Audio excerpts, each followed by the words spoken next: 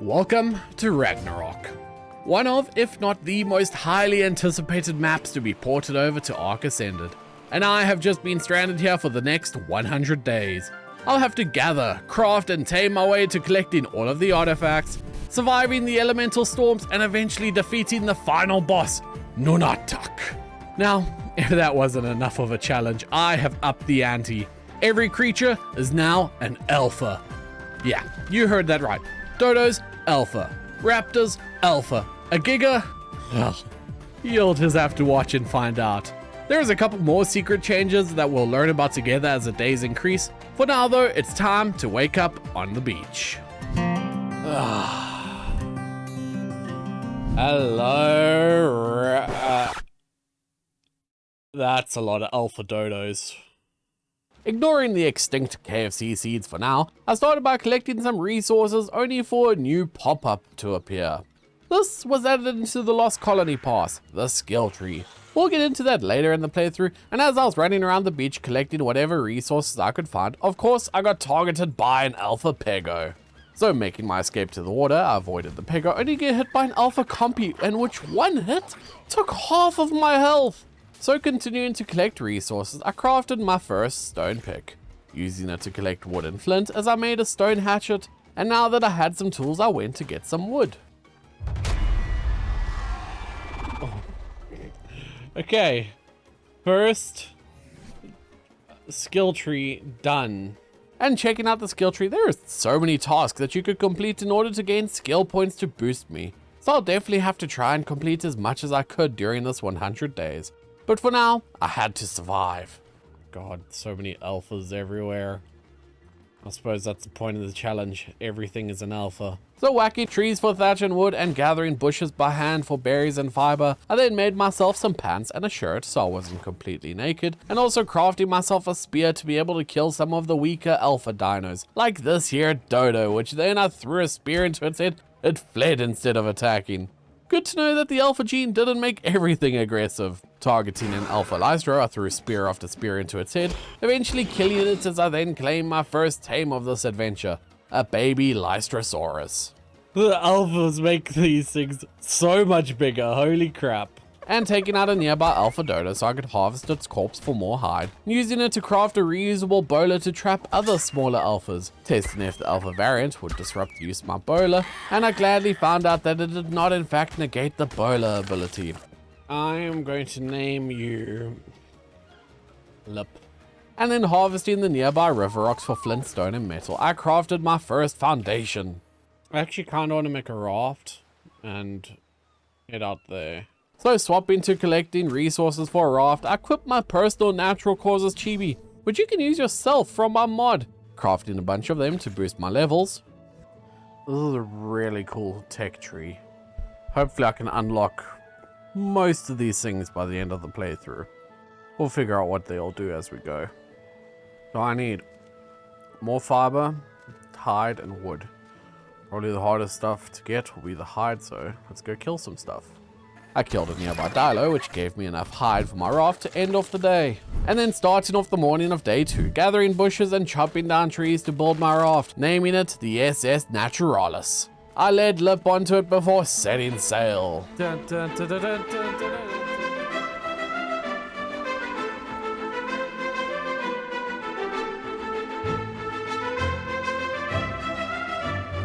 Sailing to a nearby island. Now so we park here for the moment.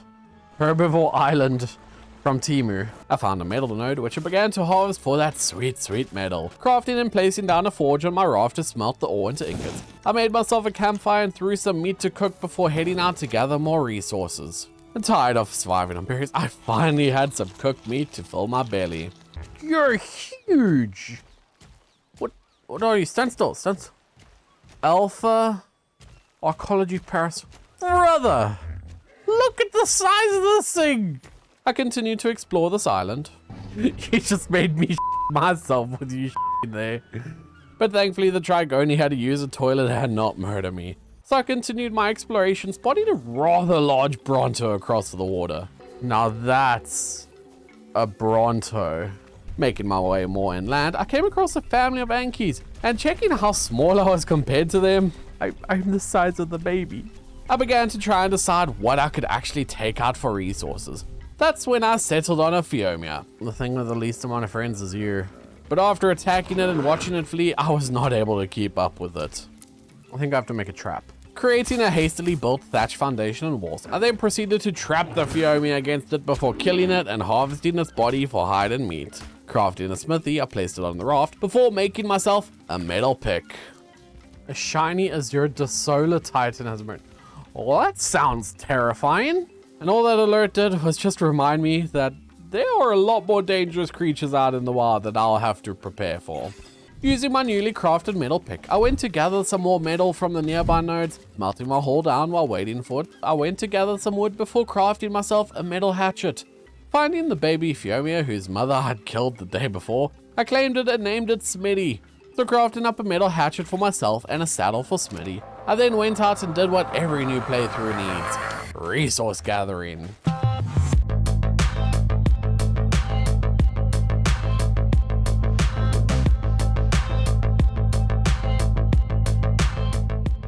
And as I returned to my raft, conveniently, there was an alpha manta that decided to swim on the beach, which ended up dying. So I harvested for its meat to turn into spoiled meat, which I could then turn into narcotics.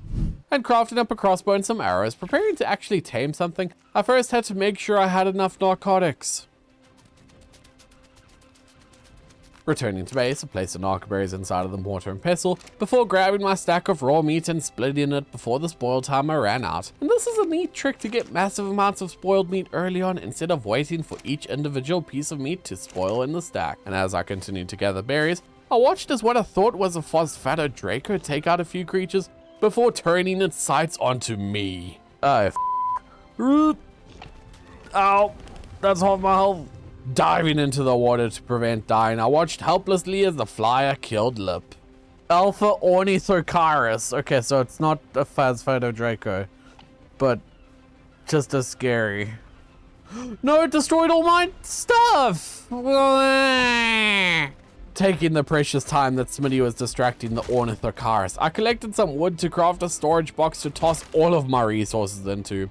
As Smitty sacrificed himself so I could recollect all my resources, the Ornithocaris lost interest, allowing me to return to Herbivore Island from Timu. Oh, Smitty. Smitty, you were such a good little piggy. Now I need your bacon. And then grabbing Smitty's saddle, I crafted and placed a new mortar and pestle before collecting more berries. I think we're done with this island. I think we make sail for new lands. That's a lot of birds. I've been playing too much Power. I thought they were Gale Claws. And then clambering onto the mainland, I took some pot shots at the giant flock of Ichthyornises before sailing further up the beach and beaching my raft, where I set up a campfire before heading out to explore the area. Using my narcotics, I progressed my skill tree quest by crafting up some trank arrows, and as I was looking around at what creatures were spawned here, I got spooked by a quick running dino. What the? Oh, it's a galley. Fast as boy. Still fast as boy. Are you wanting to kill me or? So heading back to the raft, I crafted the remaining few trank arrows to complete the first stage of the skill tree quest. So now I need to tame either any of the following: Bulb Dog, Featherlight, Iguanodon, Jerboa, or Parasaur. Parasaur is probably going to be my easiest option.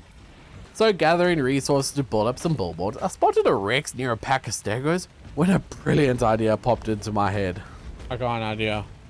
I want to get the Rex to fight the Stegos. So shooting some arrows at the Rex in hopes it draws near to the Stegos, I gave up as all my shots missed. So continuing to gather resources only to get attacked by an Alpha Hyenodon. What the f is that? The giant dog! Giant dog! Ah! It's just a Hyenodon. Very scary, big Hyenodon. Now that the first death was under my belt, I collected my death bag before taking out a nearby Lystrosaurus. And starting off the morning of day 6 by continuing gathering resources until I could craft up some billboards, Bolo and a Pego where I threw countless spears into its face before it could steal any of my items or kill me. And then using my newly crafted billboards, I trapped a trike and began attempting to knock it out with arrows. But running out, I tried to finish the knockout with a club, but was swiftly yeeted away by the trike. I guess it wasn't as close to asleep as I thought. I suppose alphas have a lot more torpor than normal. So deciding to return to the raft in order to not die, I came across a dead fish. Free meat? I'll happily take that. So jumping in to harvest it, as I didn't notice the megalodon patrolling nearby, and my second death came quickly enough. So reclaiming my gear after respawning, I gathered a bunch of berries before admiring the beauty of the map. The sky they've done for Ragnarok is actually really beautiful. Like, just look at that. That's like background. It's like wallpaper material right there. I gotta say, Wildcard, you finally remastered a map instead of just porting it over. Well done. And sailing down the shore as I came across a supply drop. I am going to go grab that drop as that's part of my next milestone for my skill tree. So collecting my first supply drop, gathering various items to end the day. And waking up on day 7, I trapped a parasaur before proceeding to knock it out. Collecting more berries to feed the sleeping giants as I spotted something I've never actually seen in game before. Oh, what is that? Is that new? It's a Moo. Is Moo angry? And in fact, the bison was angry. Alpha Angry Moo! I'm sorry!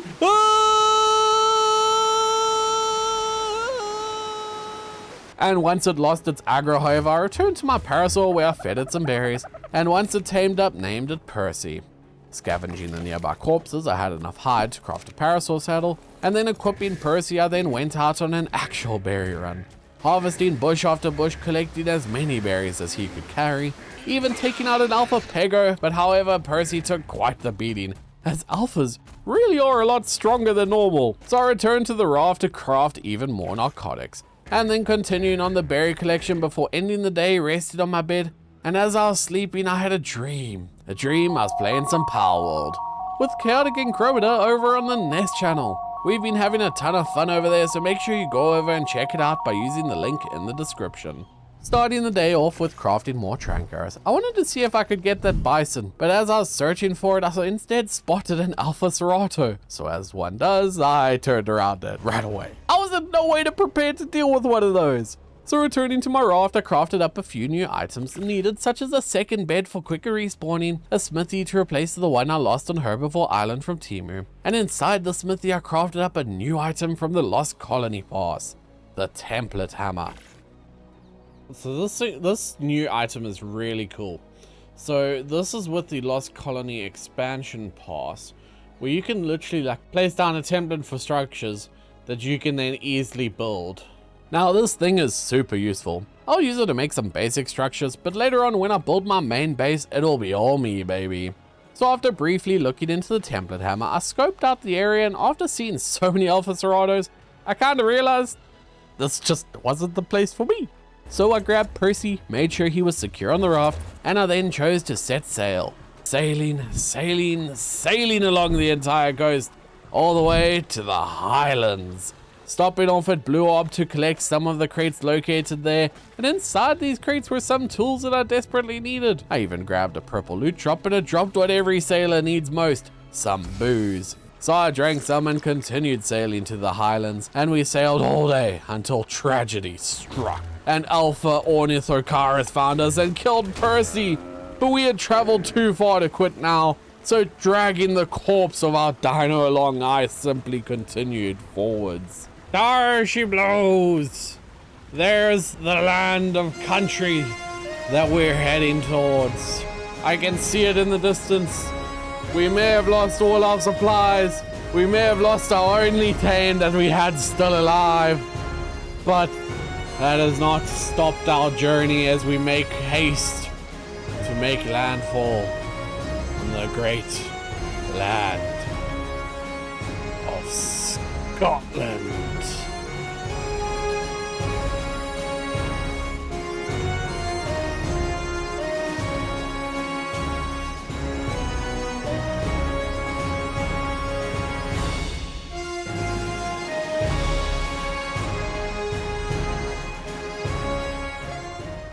Making landfall at the Highlands, I spent the day recouping the lost resources. taking out a Dilo and claiming its baby, and I named her Dertruce, and then taking out an Ichthy with the help of Dertruce as we sailed around the peninsula to find a more open area, where I came across a rotting Basilo corpse.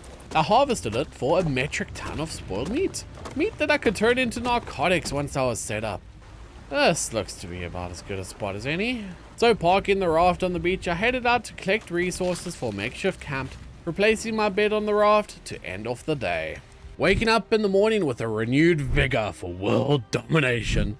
I started off the day by gathering some trees when I spotted a big birdie.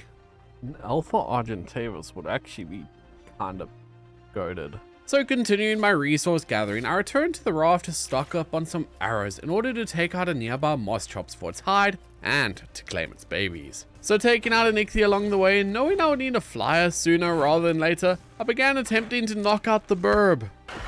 Okay, Alphas are much faster than regular RGs. Ow. And dying to the RG, I quickly respawned and collected my gear, continuing my attempt at knocking out the giant chicken. I knew I needed a trap to make this easier, so I wanted to use the new building template hammer, but I'll admit, no clue how to use it properly yet.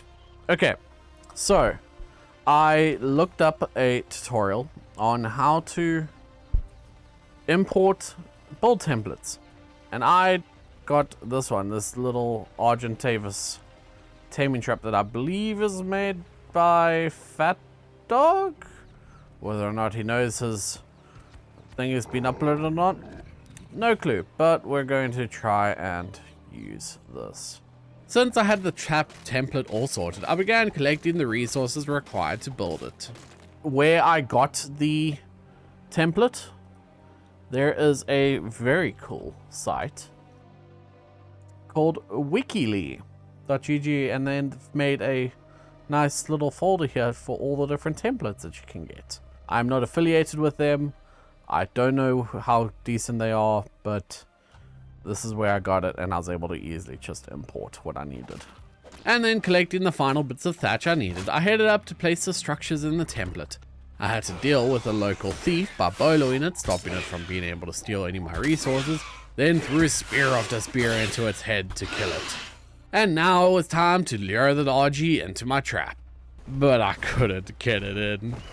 And while the trap wasn't working due to Alpha's increased size, I didn't manage to cause enough torpor to force the RG to flee. So taking out a Dilo as I followed it. I think I go pick up the trap and try it again. Preferably land it better this time. So picking up the trap, I returned to my raft to replace my forge and smelt down what little bits of metal I had gathered. Now what if I went for the Anki? What level is it? And as I was heading to locate an Anki to tame, I accidentally drank some narcotics I had on me. Whoops. Do I go sleep now? Yep. And once I woke from my inadvertent nap, I continued searching for an Anki only to be chased down and killed by another Alpha Hyaenodon. So after respawning and grabbing my gear, I spent the rest of the day searching for an Archie to tame or metal nodes to harvest. And attempting to trap a PT instead, it avoided the trap by milliseconds. Had to fly away at that exact moment, didn't you? So knocking it out with a single trank arrow somehow, I shoved some meat into it and waited for it to tame up, and then gathering the resources needed to craft its saddle while I waited. I was confused at the electric sounds I was hearing, only to see that Dertruce died to a Nidaria. No, Dertruce. I was wondering what that sound was. And then collecting the tamed up PT, I headed back to the raft and whistled the PT to hover in the air while I led a Hyaenodon away. And sailing up the coast a bit, I killed a Lystra and some dodos for the hide I was missing to craft the saddle. And then while scavenging for more hide, I attempted to knock out a second PT, but it got away. So I turned my focus to a parasol and began tranking it out, only to die to it. Who dies to a parasol? Game is hard. And then once I knocked out the parasol, I fed it some berries before claiming its baby. 2 for the price of 1. So leading them to the raft, I saddled and mounted the mama, and taking it out on a much needed berry run, fighting an alpha Phiomia with the parasol, and the pig had the advantage, killing my parasol then me after I tried to finish it off. Damn, that's a strong piggy. So collecting my death bag. Boiler's not working on half of these creatures has made this real rough. Yeah, That was an unexpected change with this alpha challenge. The alpha buff made every creature's drag weight double. So most creatures that could be bowled before can now not be. So I checked how much health the Phiomia had with a magnifying glass I got from a supply drop, and killing it with some expert spear throws, harvesting its corpse for the hide I needed, and leaving nothing to waste, I harvested my Parasaur's corpse and collected its saddle.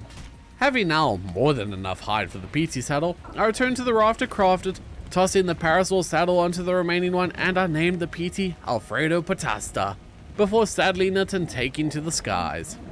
My first flight. Hell yeah. And using Alfredo, I searched the nearby areas, landing at the lake for Stam. Alpha beavers, lots of beaver dams. Very nice. And then before spotting an Alpha Rex. Oh, what are you? The Rex? Yeah, Alpha Rex. And then I saw a creature from a previous 100 Days video. Oh, what a... hello. That looks like one of the things from my Hybrid series. Hybrid 100 Days, which I just did. Speaking of which, go check it out if you haven't already. Alpha Mega Gayago is back. And he's ready for vengeance. Because I never actually got to tame him. But he was from Tenia Stella. Oh, he made it. And making my way to the top of the mountain, I lured the aggressive raptors and sabers off the side, and landing for Stam, I began harvesting the metal nodes, hopping down a ledge as I lured another pair of raptor and saber away to collect a bit of crystal. Get a little bit of crystal while we're here, because with crystal, I'll be able to make myself some dino soul balls, so that I can actually keep my Tames safe and carry them around in my pockets.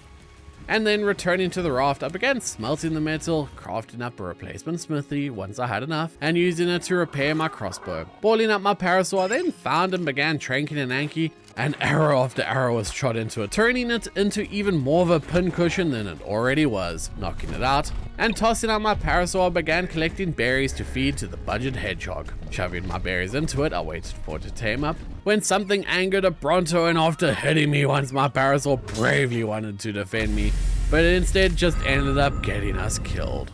So collecting the saddle and my gear, I balled up the Yankee once it tamed up and returned to the raft. In the morning, I spotted another brand new creature. This was a spring drakeling. Using a torch to get its attention, it landed on my shoulder so I could start the taming process. And I spent the entirety of day 15 going through the grueling tasks of taming it, having it on my shoulder while I had to gain experience, sometimes by harvesting, crafting, and even killing experience. But during the bouts of its taming task, I gained another Anki as I missed the window to kill it for the XP. So failing a few times, the spring drake hopped off my shoulder, so I had to attract it back with a torch, even dying to a compy as I attempted to kill it for the final task of taming it. But eventually finding in the final kill XP task completed by taking out a dodo. The spring drakeling tamed up and I aptly named it Lil Buddy. So picking up Lil Buddy, I noticed I had a new buff. Aspect of String Draconic Knowledge. So collecting Alfredo, I decided to test out what Lil Buddy could do on a nearby moss chops, and using its abilities to kill it as I returned to my raft, and just look how cute he is. What? It's neat! Oh my god, it's adorable! Okay, I think I need to move up to the top of the mountain at this point and just set up over there. So with the new goal in mind, I headed out to collect some resources, even taking out a Hyaenodon with Alfredo, almost getting him killed before collecting all my structures and resources and headed up the mountain.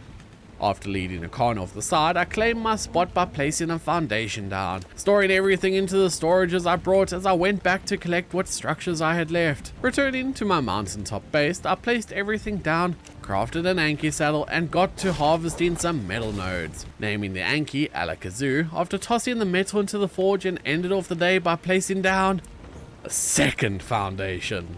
More space. I've just doubled my base size. So after clearing my previously templated base, I crafted and placed a couple mortar and pestles, using them to craft up a large batch of narcotics. Remembering I saw a stuck allosaur, I returned after crafting a bunch of trank arrows, and shooting arrow after arrow, I began knocking it out. I mean, hey, you don't look a gift horse in the mouth, you take what opportunities you can. Eventually finally knocking out the allo at the end of the day. Feeding the yellow some narcotics, I returned to base to restock on narco berries with the help of Alakazoo. And taking off on Alfredo, I went to collect a loot drop. Managing to collect it, I attempted to flee from a giant creature, but it had grounded Alfredo. And shortly after being grounded, it killed me and Alfredo. Oh no, little buddy, he was on my shoulder, I had to save him. So respawning, I rushed to where I died, but died from fall damage. So respawning again, I quickly checked my tribe log, but sadly, little buddy didn't make it. So crafting a parachute, I went to collect the yellow that tamed up, and naming it Thorson, I balled it up and headed to find a new PT. Leading a car off a cliff, I barely made it back to land after gliding to the world border, as I then spent the entirety of the next day attempting to get my stuff back. Finding a death bag, but it wasn't mine. So continuing my search for my death bag, I died again to the Heterogeneosaur. I think I need to just write off that stuff as lost, because I don't know. I'll go check this Death 9 quick and then choose to write it off. So deciding to look at one final death marker, I made my way to it, and to my surprise, it was actually my death bag. I spent the afternoon replacing my PT, naming the new one Babushka as I started looking for my saddle. Taking a moment to look in photo mode, I got a close-up look at the Heterogeneosaur. You really are one ugly mother. But after not finding the death bag, I crafted up a transfer tool and actually was able to find it this way and used it to pull the saddle to me. So saddling and mounting Babushka, I returned to base where I crafted up a campfire to cook some food, and then spending the rest of the day harvesting resources. And day 20 started off with me crafting the awesome spyglass. Now, the awesome spyglass, it's kind of like an upgraded version of the magnifying glass. So like the magnifying glass, you can see how much torpor and health a creature has. But the awesome spyglass, I can see the creature's stats, I can see its health, I can see its torpor, I can even see its taming food if it was a wild creature. And then splitting my meat so it can spoil, I waited to craft up some more narcotics. I think I need to go get myself one of those stegos. So I crafted up as many trank arrows as I could before hopping onto Babushka and setting off. I then spent the rest of the day searching the local areas as I knew I needed to get to taming something. I wasn't entirely sure yet, and so I was hoping to find some inspiration to see what I could spot in the area. And that's when I came across a level 140 bison. If I could get one of these guys, that would be an insane mount. With over 12,000 health, imagine the chaos I could cause. So I started filling it with trank arrows. And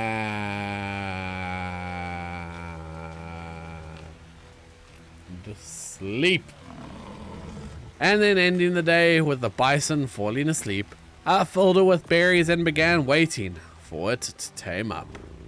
Heading back to base to collect some narco berries with Alakazoo, I then made my way back to the bison to keep it asleep, collecting a loot drop along the way as I decided to plan what I was going to do next. I wonder if I go take a peek at the Wyvern Trench. What are the chances I could get a nice easy Wyvern egg steal? It might not be so easy though, as I know one of the mods in this playthrough. Speaking of which, if you want to see the mod list, it is in the description, and also consider joining my Patreon. I really appreciate it. We got a massive overhaul that is just released. I look forward to you guys checking it out. One of the new mods is there's additional Wyvern variants. So it might be a bit risky to go have a look there, but we'll see. Before now though, I had to search through what engrams were in this pack, and by the time I was done, the bison tamed up. I'm gonna name you Buffalo Bill. So boiling him up, I headed back to base, collecting a loot drop along the way to progress the skill tree quest. Attempting to craft a saddle for Buffalo Bill, I realized I was missing some cementing paste. Thus in the morning I headed to the lake, and knowing there were beavers and dams there, inside of the dams was the sweet, sweet cementing paste I desperately wanted. Oh, I killed a little buddy. Finding the dead spring drakeling, I started leading the beavers away from their dams, and feeling confident I led them far enough away before I returned to steal the cementing paste. Okay, well they're all mad at me now. Let's might as well move them away. The heist of the century for the paste. And once I got my fill, I returned to base to finally craft a saddle for Buffalo Bill. only to find I was once again missing a few pieces of hide. So if I went on Babushka again to find some easy hide, where I saw a pair of Kentros take out a Kano, so I stole the corpse and then continuing on I killed a few dodos. But one was a little different. The tech dodo. What? Hello. So with the hide in hand, I returned to base to finally craft the bison saddle. While I was here though, I decided to set up an imbue station. So this imbue station kind of turns Ark into like an RPG. Because what I can do is I can like throw in my pants here that I got. And if I want to imbue it, it'll cost me fiber, hide, and organic polymer. I can also upgrade it. I can turn it into a blueprint. It's really cool. And it's something I'll be using throughout this playthrough to make my weapons and armor that much cooler. And testing it out on a crossbow. Unfortunately, I couldn't imbue it, but I could upgrade it. And see, it gets a lot more expensive, so I need more fiber now. And once I collected enough fiber, I continued to upgrade my crossbow as much as I could afford. Saddling Buffalo Bill, I began testing it out by going on a berry run, and man did this boy gather some berries. I need to go get myself a wood harvester. So what I think I want to do, I want to take Buffalo Bill over here. I'm gonna murder some beavers. Claim their children. I think that's a good idea. So stuffing Buffalo Bill in my pockets with a dino ball and mounting Babushka, I headed off to the lake and landing on the shore as I swapped to Buffalo Bill before completely demolishing the adult beavers around. Claiming my first beaver, I continued searching around until I found a second. Oh, here's another child. Ooh, and you're a 140 child. Where is your parent? And after killing the 140's babies, parents, aunts, and uncles, I claimed and balled it up. While I'm here, might as well steal your cementing paste, right? So aggroing all of the remaining beavers by looting a small dam, taking them all out as a Bronto got annoyed at me for some reason. Did I hit you? So avoiding fighting the Bronto, I went to loot the giant beaver dam nearby. I think I've gotten about as much as I'm gonna get. So heading home, I ran on Buffalo Bill, taking out a few sabers and even claiming their babies. Flying back up to base, I landed and decided to toss out everything I had tamed and naming everything Simba, Nala, Woody, Dick, Snorlax. And I then wanted to craft something only to see I was missing more hide. Beginning to notice a trend with this hide. I know where there's a lot of hide I can get. So harvesting the beavers' corpses that I had left behind, I returned to base and queued up some spark powder to craft before crafting Woody a saddle and going to harvest the trees nearby. Refilling my forge to continue smelting down the metal. So, with the spark powder that's about to finish crafting, that will complete the start of another skill tree. Hell yeah. But seeing as I was short some spoiled meat, I headed out on Babushka. And I flew along the beach until I spotted one of those rotting Basilo corpses on the shore. I was able to go and simply hack it up and gain a ton of spoiled meat, oil, hide, and even some keratin. So seeing as alphas had a higher torpor rate, I was going to need all of the spoiled meat for all of the narcotics. And seeing some alphas on the cliff, it actually made me remember I still had my alpha aloe just chilling on the shore somewhere down here. So collecting Thorson, I returned to base where I tossed them out before queuing narcotics to craft in order to complete the next skill tree.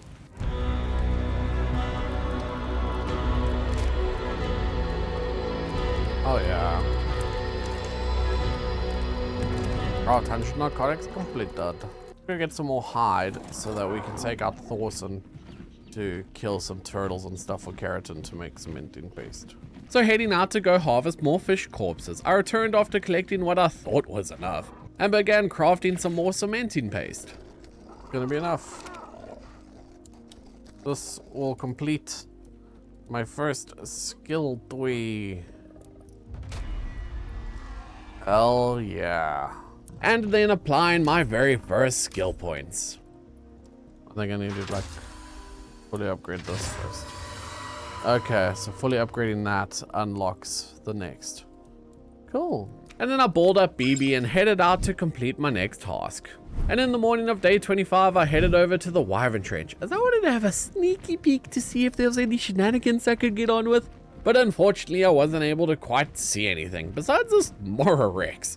Not quite sure why he spawned here, but he was just hanging out. But aside from him, the trench seemed fairly empty of any wyverns of any type. But along with there being no wyverns, that meant no eggs. So unfortunately I decided to simply head out, as I didn't want to overstay my welcome in case the wyverns decided to come home.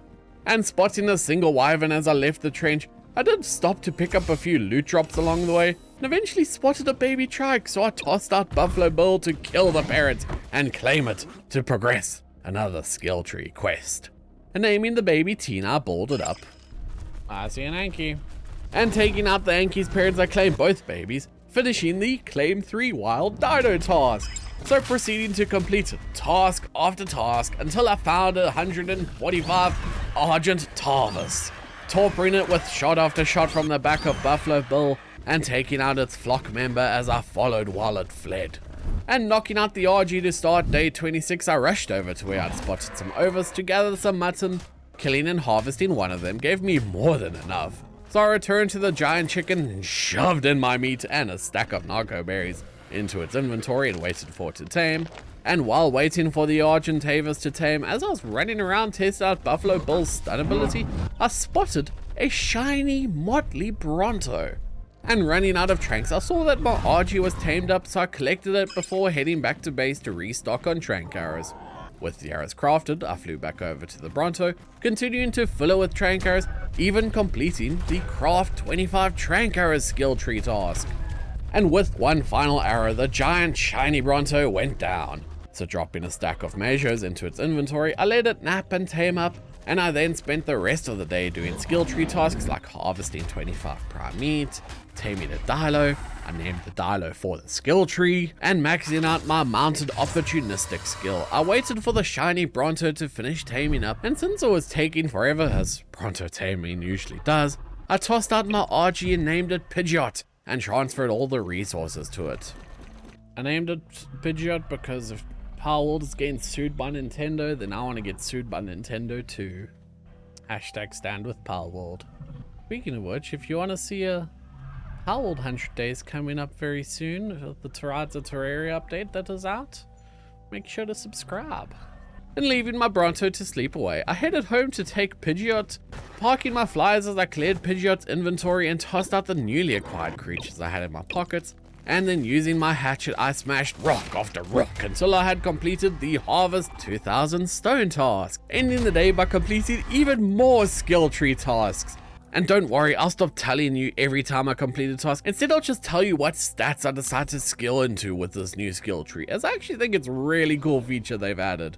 I took a run around my base on the morning of day 28, as I just gotta get that cardio in, as in order to gain more skill points, I needed to do a vast assortment of tasks. So now my current one was actually taming a Lystro, Parasaur, Raptor, Otter, or Jerboa, so I decided to head out in search of one of those. But flying around for me, I could not for the life of me find a single Lystro. So I settled on taming up a Parasaur, naming it Skill Tree Andy, as I unlocked the Essence Eater, a skill that has a 10% chance to increase my mount's damage by 2.5% when I get a kill, basically turning everything into a Karchar. I wonder if that would be a great video idea. Oh, my Bronto's tamed up as well, let's go pick him up. So returning to base with my shiny Bronto, I named it Mottles before crafting up an aloe saddle for Thorson. Balling up Babushka as I mounted Thorson, and after jumping off my mountain, I began searching for creatures to kill that would complete my next task. Spending the majority of day 29 completing the task of killing 10 Baryonyx, Carno, Direwolf, Dodes, or Galleys, as I spotted the first one once I made it to the edge of the redwoods. Target locked. Let the killing spree commence. Now, I couldn't find any of the creatures, but I ended up finding more Galleys than anything. Sorry, Syntac, but it needed to be done for the skill tree. As I completed the task with one final Galley kill, I swapped to Babushka to begin searching for drops. Oh, the fire breather, a scroll soul.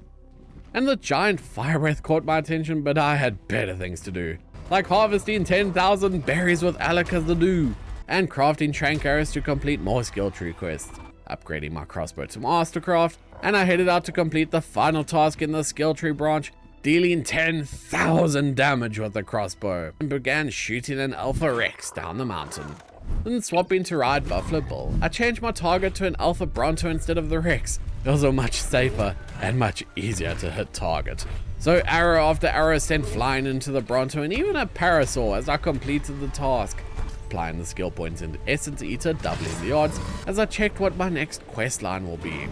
OSD, I'm not on extinction. What do you want me to do? I can't do this one either because there's no clay. I'm not on scorched earth. So that means I have to do this one. No! And collecting a yellow loot drop, I ran towards base where I saw a heterogeneous. I kind of want you, but I don't know if I'm ready to go for you. So I spent some time running around and killing things with Buffalo Bill, even taking out an Alpha Tyrannosaur. Get stunned, Rex. Oh, you thought you had a chance. And I was having too much fun running around, stomping and stunning creatures. Oh, that was juicy. I came across a beautiful blue pteranodon. You're such a cool blue. I thought you were like some modded pteranodon or something. What the heck? Before I finally found a level 140 Yankee. There you are. My 140. But getting attacked by a flock of Argies, I took them out before knocking out and taming the Yankee. Once it tamed, that would be another skill tree task completed.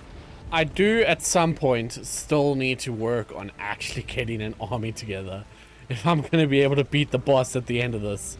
And I need to start getting the artifacts. Realistically, I probably need to go get all of those artifacts before day 75. Because the Life's Labyrinth, I hear it's pretty difficult these days. Making sure the Yankee stayed asleep while it tamed up, I forced a metric ton of berries down its throat. Heading back to base to see exactly what I needed to craft an Argy saddle, there was keratin and hide, so heading back to Buffalo Bill, I took out some Kentras to fill the need. Of course, I could never just tame something in peace, as a scorpion decided my Yankee looked like the perfect snack. So I had to stomp it out, and then gathering a few bushes of fiber as I returned to base to craft my Argy saddle. Mounting Pidgeot, I returned to Buffalo Bill. I can't even carry parasaurs, likely can't carry the Kylo either, which is unfortunate. And then removing the resources from Buffalo Bill to Pidgeot. My Anki tamed completing the milestone task as I quickly had to ball it up as the Alpha Heterogeneousaur was getting too close to comfort. No, it's a higher level than you anyway, so I suppose it's an improvement. And then naming my new Anki Mooror. I swapped the saddle and did a quick metal harvest with him. I've now got a... I don't have a stone harvester yet. I've got a wood harvester and I've got a... I think what I'm going to do is I'm going to take off on Babushka, pump all of the stamina. Together, Babushka and I are going to go and search for a new base location. Start the travel montage.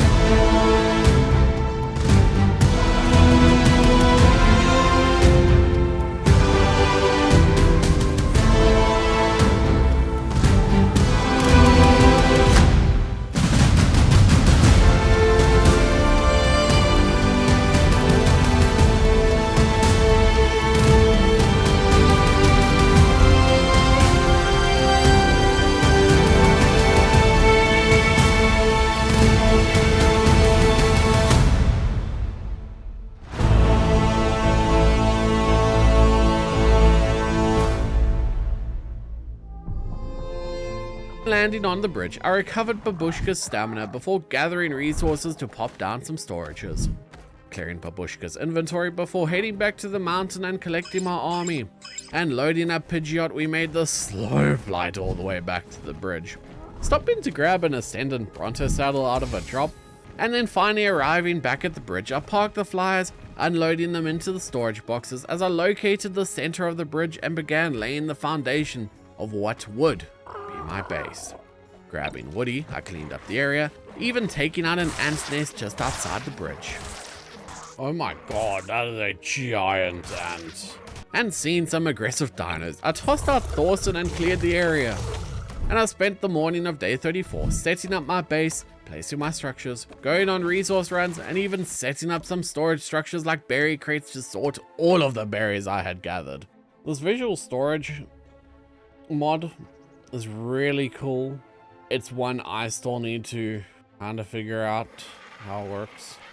And realizing before I was going to do any major base work, I wanted to build a lot of it out of stone. So I headed out in search of a Doedicurus, which is one of, if not the best stone gatherer in the game.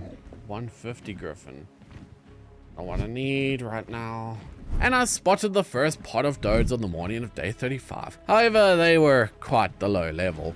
That is a huge elephant. And getting distracted as I attempted to tame this Dinotherium, but as I was being stubborn, it decided to fight a Spino. So I left, finding a level 140 Doed nearby, and landing on the cliff's walls as I began pumping trank after tranker until it finally went down for a nap. Quickly heading back to base to gather the berries needed to tame it, I returned and knocked out a PT that landed nearby, and harvesting a nearby dead Carno for the meat to tame it up, and shoving the meat into the PT as I waited for the two creatures to tame up. That's a 140 spider, that's pretty good. If I had more resources to make a nice trap or something, that'd be something I'd be going for right now. And with both creatures tamed up, I mounted Babushka and headed back to base. Well, I accidentally threw my Pteranodon out of my inventory and now I can't find it. My bad. At least it was only like a level 25, not something too much effort into taming. Like, at least I still got the Doed. That's kind of what matters to me more. And once I made it back to base, I crafted a Doed saddle and cleared the area of stone, crafting up and starting to lay down foundations, placing some bins for resource storage and making more forges to increase my metal ingot output. Checking my skill tree for my next task. Harvest 1000 crystal. I headed out to complete it. Oops, had the wrong Anki. So circling back to base, picking up the correct one, I headed to a spot I knew had crystal, grabbing an overloaded purple drop, upgrading my crossbow and gaining some pretty decent ghillie boots. And that's when I dove into a hole with more ore and began harvesting. Actually the perfect amount down here. I don't need the stone. Collecting exactly 1000 crystal, I completed the milestone task. So heading back to base to continue my base expansion, I crafted and placed down a crane. Now this crane will allow me to automatically transfer resources from my dinos into the selected storages scattered around my base. No more will I have to manually do it. I had to use Pidgeot to deal with some unwelcome visitors, and then I took out the Hyaenodons before sending a stego to the bottom of the canyon. Bye. Have a nice day. So parking Pidgeot, I didn't see that one of the dogs had snuck into my base, so quickly hopping onto Babushka as I finished it off before continuing my base operations. Completing some wood runs on Woody, blocking the entrance, and then I went into photo mode just so I can get a look at how much space I actually had, as I planned to actually do some designing. So when we get to start building on day 51, I'll show you what I've sketched out so we can build it together. For now though, I wanted to go and get myself a griffin, and hopping on Babushka headed off to see if I could find any. Flying over the hillside, I think there was just a slight overspawn of Pteranodons. Holy hell, that's a lot of Pteranodons. And then finding a new creature as I searched for a decent griffin to tame. Eocarchia. Interesting. And then I found a level 100 nearby. So after setting up my trap, I got no clue if an alpha griffin's even gonna fit in here. I started trying to lead the griffin into the trap. But attempt after attempt, I finally realized that the trap was just too small. I was going to need a bigger one. So I collected it and headed back to base, and then completing a wood run on Woody, I crafted up some 4x4 gates this time before heading back to the griffin. Setting up the new bigger trap, I began leading the griffin into it. Little get in the trap. The griffin's dead. Picked a fight with the stego and lost. Gosh darn it. I gotta find a new one. So I collected the trap and began searching for a new griffin to tame, eventually finding a level 50. Getting the level 50 will help me to get higher levels later, and if I want to breed them anyway. So after setting up my trap, helping the griffin take out an RG and leading it into the trap, I could finally begin knocking it out. After needing to lead a griffin away, as well as a bronto who I accidentally aggroed, Dude gets in my way and then blames me for it. I finally knocked out the griffin. But seeing his short torpor timer, I quickly gathered a massive stack of narco berries and forced it down the griffin's throat to keep it asleep. I then mounted Babushka and flew around to harvest some prime meat, and feeding it to the griffin, I started to just craft some berry jam as I waited for it to wake up. Thank you, Babushka. You have served me well, but I think it's time for the upgrade. All that was left now was to simply wait for the griffin to tame up. My pretty birdie needs to wake up now. And then eventually, with the griffin tamed up, I decided to name it Valkyrie as I mounted and took flight. But that's when I spotted an ice wyvern egg. I began fighting their parents by swooping down and slashing at them in order to deal some damage. I don't know what happened, but I am happy that I got Valkyrie. My prize for taming Valkyrie is I can get an egg, because ice wyverns actually have a secret new feature that I'll want to make use of. So yeah, let's head home, shall we? And making my way back to base, Valkyrie and ice wyvern egg collected, I parked and ended the day pretty satisfied. Okay, so it is currently day 41. And now I want to build my base, but I only want to do that on day 50. So there's a couple things that I need to do before I am able to do that. I want to go and get a mate for my griffin, and I want to potentially see if I can get some of the artifacts. So let's go start with the artifacts. Actually, no, let's go start with the griffin. Before hopping on Valkyrie, I did remember to place down some beds. In the inevitable event I die, I can respawn back home and not somewhere else in the wild. So deciding to leave Valkyrie in safety of home, I hopped on Babushka and we headed off. I wanted a male griffin because during this update, they made griffins breedable, and I can only imagine how adorable baby griffins are gonna look. And so I set off searching around the area when I actually remembered where I was. Well, since I'm here, I kind of want to show you guys something. So if you come to these coordinates, 63.5, 44.5, there's this little secret tunnel over here that you can crawl into. And inside is the Patreon cave.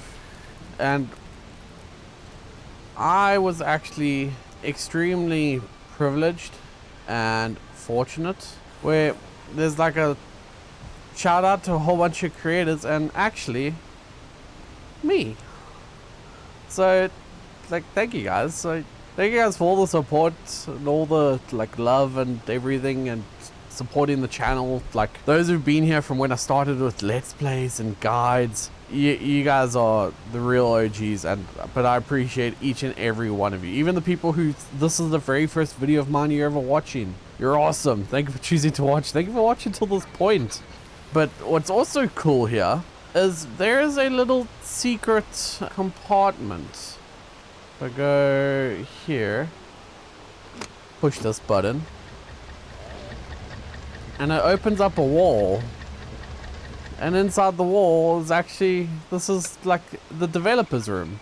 So Jackson, who the skeleton right in there, he's the developer of the map. So thank you, Jackson, for putting my name on the wall. And yeah, thank you to everyone who supported the channel that made him notice me enough to get put on the wall. I appreciate you guys. And I'm pretty sure actually, yeah, there's my name again. My name's on here twice. Look at that. So cool that it put me there twice. And don't worry guys, the patrons of the my patrons, I will be building you guys a special room when I build the castle later on. So you guys will get your spot too. While inside the room, I decided to tame up a monkey, only to look up and see probably one of the most terrifying things you can.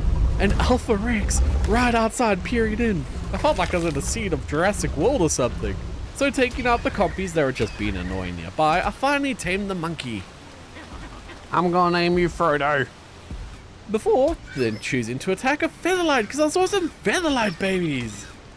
Wait, they're all mad at me. Why are the Shinehorns mad at me? I take the Featherlights. And needing some backup, I tossed out more ore to deal with the parents of the light pets before claiming the babies, and I'll name them when I get back to base. So leaving the Patreon cave, I continued on my search for male griffin. Well, you're terrifying. You're terrifying, which means I want you. Spending the day searching for that one male griffin I needed, making notes of all the new modded dinos that are appearing. Scorched Deem Aggro. Whoa, you breathe fire? That's a dragon. That is an alpha dragon. I think I'm gonna need a bigger trap if I want to get that. Rainbow Star Leatherwing. That's cool. Edmontosaurus. 105k though. God damn, that's a lot of health. Collected loot drops as I found them, and even almost dying to a plate wyvern. I had to stop and kill some galleys to heal up Babushka, and after 2 days of searching and coming up empty, I simply arrived home. Unsuccessful for now, so I ended the day tinkering inside the imbue bench, upgrading my gear. So with the whole imbuing thing, when you imbue an item, will give some random stat bonuses. This is obviously very expensive to do, but it's actually a really cool idea. So it makes Ark feel like an MMO or RPG, as you can get additional stat bonuses for your armor. So I'll be looking to do this with my main set of armor, but I wanted to test with some primitive flak, but I'll continue to use my here Ascendant Desert and Fur combo. While at base, I named my Shinehorn Lucy and my 2 Featherlights since they're twins, Tim and Dim. And now I wanted to see everything I exactly needed in order to prepare to take on Nunatak at the end of this 100 days challenge. So I flew over to Greenob to have a look. And in order to fight Nunatak, I was going to need 10 artifacts and 25 of every single apex drop. That's gotta be difficult. I never claimed this challenge was going to be easy, but I don't know if I was fully prepared for that. So hopping back on Babushka, I headed back to base where I took more ore out for a resource run.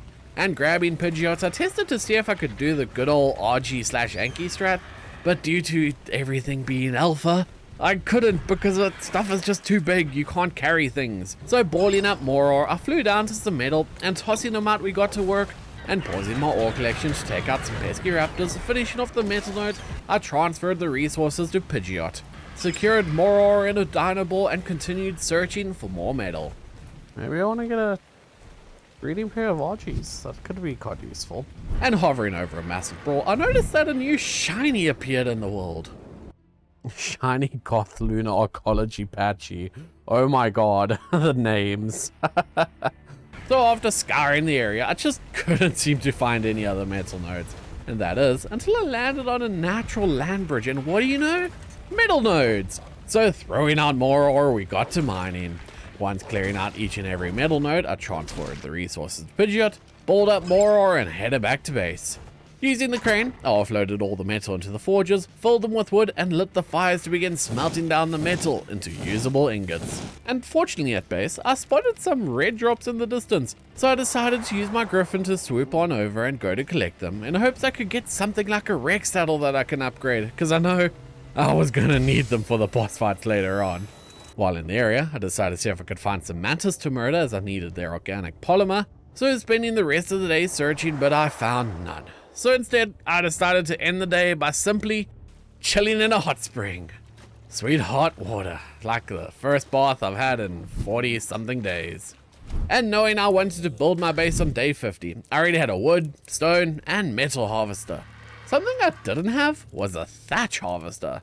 And so I set off to see if I could find something like a Therizino, because surprisingly, they're great at gathering thatch. And actually, the theory would be good for fiber too, which is why I specifically would be looking for one of them. And if I could find something modded, I would go for that too instead. So of course I flew off on Valkyrie, beginning my search. And as I flew into the mountains, I spotted a mammoth. He's only level 20, but if I could find a high level, I'd take it. Mammoths are great wood and thatch gatherers also. Even a stego would be a good option. However, I found what I would go for. A high-level mammoth. Hello, Mr. Mammoth. This is Mammoth. Time for you to be my friend. So, hovering on Valkyrie, I began filling the mammoth full of sleepy time arrows to knock it out, shoving some measures inside before noticing another male mammoth nearby. Might as well get two while I'm here, so knocking it out, taking out the direwolf that was too close before shoving some berries and letting them tame up. And that's when I spotted a little winter drakeling. So I began farming the other mammoths for prime meat to cook, as it was the second best option to feed the little guy. While I'm here, and I go wait for the meat to cook, go kill one of those mantis I couldn't find the other day when I was looking. So swooping in, I quickly took out the mantis, harvested its corpse for that sweet, sweet polymer, and flying back to my campfire where I gathered the cooked prime meat. How to find where that little drakeling flew off to? Flying by my sleeping mammoths, of course the direwolf had to go and ruin the male, so I killed them both. At least I still had the female sleeping safely nearby. And seeing some orphaned rhino children, I mean, yes, I caused it by killing the parents, I decided to adopt them. I didn't plan on getting rhinos, but you know what? Might as well. So boiling them up, I began searching for my little drakeling friend again. And finding the drakeling, I lured it onto my shoulder with a torch, only to see that it wanted kill XP, the worst option. So I mounted Valkyrie, causing it to hop off my shoulder, as well as getting myself out of a hole, and then re-luring the drakeling to my shoulder. This time it wanted me to gain harvest XP. Fantastic! So off I went, hacking at a nearby stone until it was satisfied and I could feed it my meat. And taming it instantly, I named it Vorkath. And perfect timing, as my mammoth was now tamed as well. Interesting, I'm get like a shitload more insulation. Heading back to base, collecting a purple drop along the way that didn't have what the spyglass said it did, I landed and crafted a mammoth saddle. Okay, so I am going to name you Betsy, and two rhinos, Brit and Brat. Brit and Brat. And then mounting Betsy, I headed out to collect a massive amount of thatch. Mammoth is too big to fit in. But nothing was stopping it from just stepping over my gate. I don't know why some of these little trees just aren't harvestable. And then returning with Betsy, I rearranged my dinos before taking Valkyrie down to the river to get a drink. And parking her at base, I dismounted only to fall through a hole. God damn it, man. I should really cover up that hole. Luckily, the drakeling acts like a parachute, so I simply floated down safely. Now, I only had to figure out how to get back up to my base. And I had one plan, to get back up and get all my stuff. But for it to work, I needed a sleeping bag. For a sleeping bag, I needed hide. So I started gathering everything I needed to make some arrows. Crafting the arrows, I targeted the pteranodon, and hitting it in the head, I was one arrow too short as it flew away with just a sliver of health. So spotting a low level, this was my chance. Hopping down, I floated over, took aim and fired, killing the PT, and that was my hide issue sorted. So with the sleeping bag, I was able to fast travel up to base, where I could then hop on Valkyrie and simply fly back down to pick up Vorkath, as well as all of my stuff. Now could I have just killed myself to get back? You're absolutely correct, and that probably would have been much faster. Yeah, you are right about that. But returning to base, I immediately went to plug the holes in my bridge to prevent that from happening again. And with the holes plugged, I decided to gather some stone with my dode, as I was going to need a lot of it for when I start the base build. So returning with a mountain's worth of stone, I simply upgraded my crossbow to 500% and ended the day by just admiring the beauty of the sunset.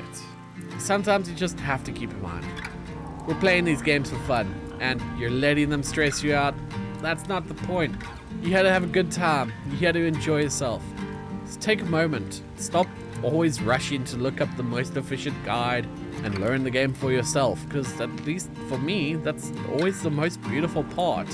The beginning, when you know nothing, getting to experience something, getting to learn how things work, getting to simply enjoy the beauty that the developers have tried to create for us.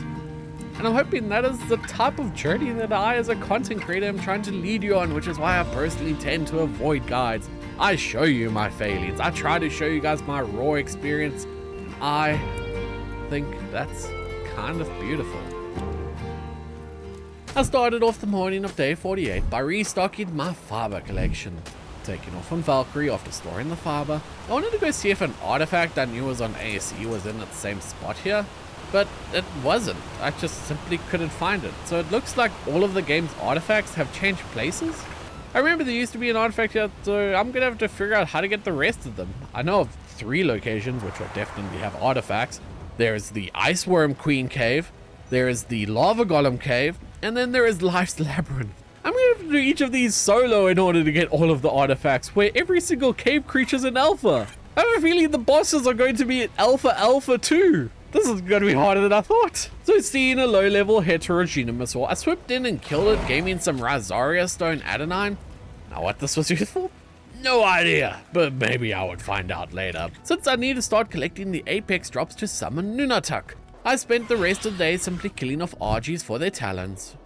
Argentavis talons completed. With that Apex drop farm complete, I spotted an Alpha Scorpio Venator. So I decided I wanted to tame one at some point. And flying around, I found a bunch of new creatures. Gal's Jaw and Gylo. Ooh, interesting. And a Scorched Hearth Eagle. Okay, some cool creatures here. Even finding an Eotriceratops and taming it up, as it was simply a passive tame after I had to beat it down a bit, and I named it Eustace. That is a very pink something. Oh, it's a shield horn. And now it's yellow, now it's green, now it changes colors! That's cool. And finding a theory, I decided that its claws were more important than taming it before continuing to fly around. Darnakaris. I remember you guys. I tamed one of you guys. You were like my main fighters back in my very first 100 days, my Jurassic Ark 100 days.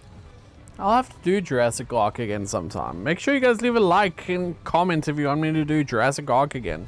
That was actually quite a fun mod pack. It seems like the desert is the place to be if I want to see like all the new modded creatures. Because I think this desert just uses all the scorched earth biomes. So mod developers had already added them for scorched earth, but they hadn't yet for... Oh, Mantis, I want to kill you guys for the polymer. Taking the Mantis out, I noticed some statues in the distance guarding what looked to be an entrance to something. Is this the new Life's Labyrinth? Okay, so this is the new Life's Labyrinth. I don't have the equipment to do this. I got a crossbow. I need to come back with like a shotgun at least. Maybe while I'm building my base on day 50 to 60, I'll do some setup. After leaving the cave, I ended up finding an Ascended treasure map, which I quickly flew home to craft a saddle as I wanted to check it out. I'm gonna need sauropod vertebrae, so might as well start massacring some sauropods. First target was a Diplo, which died quickly, and wanting to double check what all I needed, I headed to Green Hop to see what Nunatak needed. Oh wait, I don't need Therizino claws. Whoop. My bad! So taking off, I flew to a treasure cache location. 10 Symbor Alpha Ammo, 5 Kalin Soup, and 17 Trank. And then with Vorkath in my hand, I tried to open the cache only for Vorkath to destroy it instead. Whoops. But still, don't attack the treasure caches with your Dwagon, because your Dwagon will eat the metal and it will break it. So I'm at the point where I'm not sure how much more I can do before I start my build, but soon enough, a castle will begin to appear here. And I don't know if I've set myself up too big of a task for someone who normally does the 2x2 wooden box, but I am desperately going to try and make you guys proud with this build. So with that in mind, Grav, start the build montage.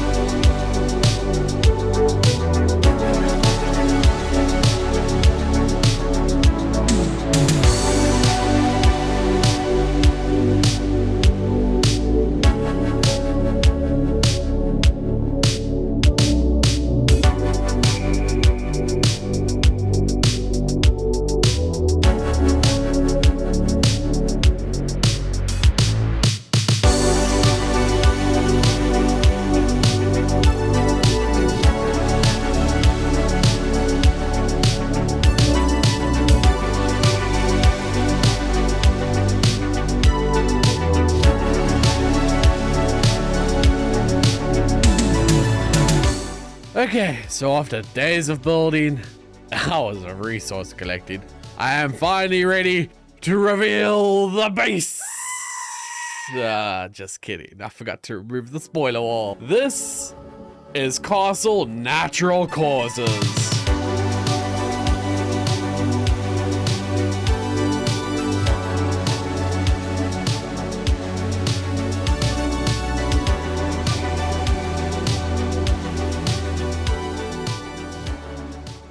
Okay, let's show you around quickly. Here we have the battlement room where we can plan out sieges. I got my throne over here overlooking the valley so I can check out what's going on. I even got a couple paintings of my conquest of when I won wars or whatever. Got my little alchemy room where I can form little experiments along with the magic table over here. And this is the bedroom where I can go get some rest or have a nice sleep. Make sure I'm well rested and ready for battle. I can even have a nice hot bath to end off the day when I need to relax. This is the main workshop. Got a little storage area here for all of the supplies. I even have a little pantry to store foods, hides, and meats, if I had any. And this is where I would store my artifact, if I had any. I got a little runic altar over here from where I can perform some rituals and events, but I won't show you that now. And then over here, of course, we got the dino bay where I can store all of the dinos, or at least the ones that can fit, because everything's massive. So yeah, overall, I'm fairly happy with the build. I put a decent amount of effort into it. It's not perfect. There's obviously a lot of improvements that can be done. But I even have a little greenhouse on the roof, and I've already seen a whole bunch of your comments all saying how much you love the build. It's been awesome to see, and there's even a fountain over here where you can come and throw your pennies if you need to. And I try to check out the template tool to share it, but it's over 2,000 structures to make, so unfortunately I don't think I can share the template because it's just too big. But I mean, you guys are all better builders than I am, so you don't have to worry about that. So yeah, I hope you all like the build, but now it's back to our adventure. Hopping on Valkyrie, we set off to see what trouble we could get into, taking out a Rex, watching it flop over dead from the powerful swoop of Valkyrie. And that's when I noticed something new. 19.2. And diving into the Alpha Thumper Stumper probably wasn't the best idea, as the boss with millions of health took Valkyrie and myself out with ease. Yeah, wasn't expecting that. Respawning, I mount Babushka to quickly go and collect my gear. Note to self, don't attack the thing with 19 million health. And once I'd collected my stuff, I guess my mission switched from trying to get a Rex of something of that nature to getting myself a new Griffin, preferably a breeding pair this time around. Finding a Griffin soon after beginning my search, I set up my trap and let it in, filled with trank arrows to knock it out before heading back to base to pick up some narco berries and mutton. Oh my god. Alpha Lego Mustang. I love that name. And making my way back to the Griffin, I fed it the berries and mutton before picking up my trap and waiting for it to tame. Once it woke up, I mounted it, whistled Babushka to follow, and headed home. Alpha Giga Compy. For the giant raptor, that's cool. The names of these new bosses are really too good. Once at base, I crafted up a dino digitizer and more dino balls before balling up my new Griffin and heading out on Babushka to find a female. If only I needed a PT. And flying over the massive oversport of PTs as I left base, I eventually found a low-level female nearby. So setting up the trap once again, I lured it in, shot it full of sleepy narcotics, fed it, and waited for it to tame. Cleaning up the trap, the Griffin tamed up, and so I headed back to base. At least now I have one of each gender, so if I ever come across a max level, I can get it and not have to then worry about getting another. Arriving at base, I tossed out my new Griffins and set them up to breed. Crafting and placing a depot terminal, I configured it to automatically pick up any baby dinos that were had. I then crafted a fabricator, and after some rearranging of furniture, placed it down to craft a generator and some aircons. Dropping down the aircons, as these will help hatch the eggs a lot faster as they'll be properly incubated, and now my breeding area was fully set up for automatic incubation. Checking to see if I had any Griffin babies, I selected the best one, tossing her out and naming her Meg, and then I mounted up and we headed out in search for some strong creatures to tame. Taking a quick dive through the PT flock, getting Meg some quick XP. And along our flight we spotted a trunky Tusker. Oh wow. Rex Goliath. Okay. It clearly one of the boss mods I've installed has got an update that spawns are starting to appear on Ragnarok. And that is a little terrifying. And as I had to land for Stam, an Alpha Dracominator decided to attack, so Meg and I had to put it down. Then taking out an ant colony quickly after, swooping down in the soldiers and workers before taking out the queen. I'll take some easy chitin for sure. And then flying through the desert, I spotted a pair of wyverns teaming up on an Edmontosaurus, so I decided to help out and take out the CR and metal wyverns. My torpor arrows do nothing. Okay, so it's not a torpor tame. Explosives probably work, but that's expensive. So leaving the Edmontosaurus for now, I set my sights on an Andromedus, but once I reached it, the torpor bar just vanished. Fruit ninja. I love the names for these bosses. That's great. And seeing a boss mantis, I decided to leave for now. My favorite has to be so far Lego my Stego. And then leaving the desert, I made my way to the tundra, landing by the frozen lake for Stam as I watched as a pair of Zephyr Fangs spawned in. Zephyr Fang, goddamn, 2 of them together? Oh wow. And I then started to fight a Rex before deciding to try and tame it. How do I tame the Rexes in Paleo Ark? Oh wow. You're massive. Mufasa back. And seeing a boss manticore, I continued to just look up how I would tame the Paleorex, as it was clearly a unique method. So apparently to tame you, it's kinda like the car chart taming process. Killing some Dimorphs, I landed and pulled up Meg before dragging a corpse to the Rex, and as I was slowly making my way to the Rex, the Serato decided this was the best time and place to pick a fight with the Stego. Come on, Stego. Get him, Stego. Get him. See, I was trying to go tame a T-Rex, but there's kind of a battle of titans going on in front of me. So now I'm just slowly backing away with my T-Rex food, hoping I'm not the next target. So the problem is, there's the Rex, and there's an aggressive carnivore in between us. Now I'd probably say that I'm kind of stuck between a rock and a toothy place. So slowly I maneuvered around the Serato, closing the distance between me and the Rex. Yeah, Rexy, Rexy, Rexy. Come get your snackies. I got dino nuggies for you. No, the Rex just fell off a cliff. Oh, my dino's so dumb. I finally passed the Serato, and what does the Rex do? Jumps off the cliff. This means I have to try and follow it somehow. As I watched the Rex fall into the ravine, I lost my footing following it, but thankfully with my quick reaction, I activated my parachute and landed safely on a ledge, where I threw out Meg to recollect a Dimorph corpse. And seeing some aloes, I knew they had to be taken out as I couldn't risk dying while trying to tame the Rex. So Meg cleared them out as well as the Hyenodon, which I was now thankfully able to feed to the Rex. Seeing as it needed more food, I went to kill a Parasaur. However, when I dismounted to drag it, Meg decided it was her food. So instead, I was forced to lure and take out a second Dimorph, offering it to the Rex, and somehow I moved when I shouldn't, and next thing I knew, I was on the menu. Respawning back at base after being turned into Nat Tartar. Grabbing a new Griffin, I flew over to collect my gear, and as I collected my gear, the Rex ran over. Will you be my friend?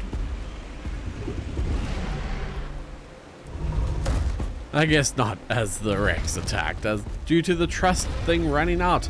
So running for my life, I jumped off the cliff and parachuted, leading the Rex into the river. My gloves. Bye, friend. Ew. And floating down the canyon, I spotted a skeletonized Rex and even a giant Rex Goliath boss. So taking out Meg, I flew by to watch the Rex I wanted to tame when the Rex Goliath attacked, killing Meg and I instantly. Why is it aggressive? Once again, grabbed a baby Griffin, mounted up, went to collect my gear, landing on my death bag, I scooped up my stuff and got out of there. Returning to search for a new strong dino to tame. Finding a Rex by the volcano, I took out a raptor and offered it to the Rex, getting nipped as the Rex ate the body. How did he sneak up behind me? I don't even know. Maybe it's a different... I've got no idea. And I watched motionless as the Rex ate the raptor before choosing to fight a Stego and even a scorpion. Oh, taming this Rex is actually kind of nightmare fuel. And unsure of what to do next, I just stood still, as I really didn't want to die again. And then I eventually saw the opportunity where I climbed onto the Rex and got a free ride as it moved around the area. Rex is just like taking me on a ride. And early in the morning of day 66, I got the prompt to pet the Rex, allowing me to ride it. Ride. Hell yeah. Now, I believe... Ooh, don't take full damage. I believe I need to just go kill things. Taking out a Fiomia almost filled the taming bar fully. It was just one more and I'd have my very own Rex. Target spotted. A raptor. And with the kill, the Rex tamed up. I think I gotta go with Rexy. Naming my new beast, I balled it up and tossing out my griffin. Slapped a Serato for looking at me funny and returned to base. Once arriving at base, I simply cooked up some delicious meat, restarted my forges so I could repair my gear, and crafted a saddle for Rexy. When I went to put it on him, however, I realized I crafted the wrong one. So back to the smithy I went to craft the correct saddle, and now that I had the proper saddle on Rexy, I took him out for a test ride. I don't want to take on the Trunky Tusker because I don't want to lose my Rex. Or tractors. So returning Rexy to base after a massacre, I parked him before closing my gate and I checked to see what I needed to repair my gear. Organic polymer. Guess I knew what I had to do. Mantis were on the menu. As I flew around Greenob, I spotted a true alpha, the Titanosaur, and it was massive. I think what I need to do right now, I am gonna have to start doing some caving, and I'm gonna have to start doing some bosses. Needing Polly, I headed out on my griffin to the desert to find some mantis, and eventually finding a fabricated sniper in a drop that would be good for caving as well. And arriving at the volcano, I began farming the nearby mantises for their chitin and Polly. Collecting what I believed to be was enough, I returned to base where I crafted up and upgraded the pump shotgun, spending the rest of the day simply making some ammo. And as my ammo production was, well, slow at best, I decided to craft an RR blender. This modded item acted like a chemistry bench, however it was small and compact, which I could toss in my pantry and make up a ton of spark powder and then gunpowder. Checking in on Rexy, he gave me an approving nod. I guess he approved of the progress. So continuing my prep to take on some caves in the morning, I crafted up a grappling bow, some med brews, and a new set of armor that I could toss into my imbue station, now that I had a good supply of resources.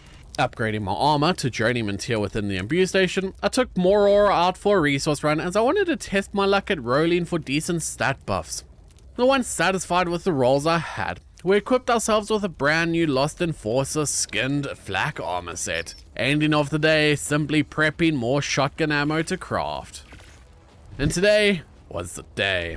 I collected Frodo, made even more shotgun ammo, grabbed a new griffin before crafting up a rocket launcher, some rockets, and a metal shield, which I threw into the imbue stations to upgrade an imbue, and waiting for my ammo to craft, I simply played around with the DJ emote for a while. Once my ammo finished crafting, I balled up Thorson and Rexy, as I may need some backup within the caves, dumped my inventory of everything non-essential, and headed out. Locating the entrance to the first cave, I landed, balled up the griffin, and went inside. Okay, that's it. Now I gotta find my way through here, I guess. And slowly I made my way on foot into the cave until I spotted some spiders. And tossing out Thorson, we took quick work of them before we moved further into the cave. And as I was clearing the cave room by room, spiders, arthroplurs, and even a bat fell to the might of Thorson and my OP shotgun. If I remember correctly, I gotta go here. It's been so long since I've done this. Further traveling through the cave, I spotted a single arthro on the path. Now I didn't want to mess with them as one hit from their acid spit and all my armor would get destroyed. And it was expensive armor, so shooting it from a distance, it skidded off the path into the lava below. Taking out the final arthro, my pathway was clear to collect the artifact. So grappling to the supply drop, I grabbed it very quickly, and nice. First artifact acquired, 1 out of 10. While I'm here, I do want to fight the golem. Natural causes disturbing the lava golem. Now in this fight, as long as you brought a grapple, there is a spot up here that you can grapple to that's fairly safe.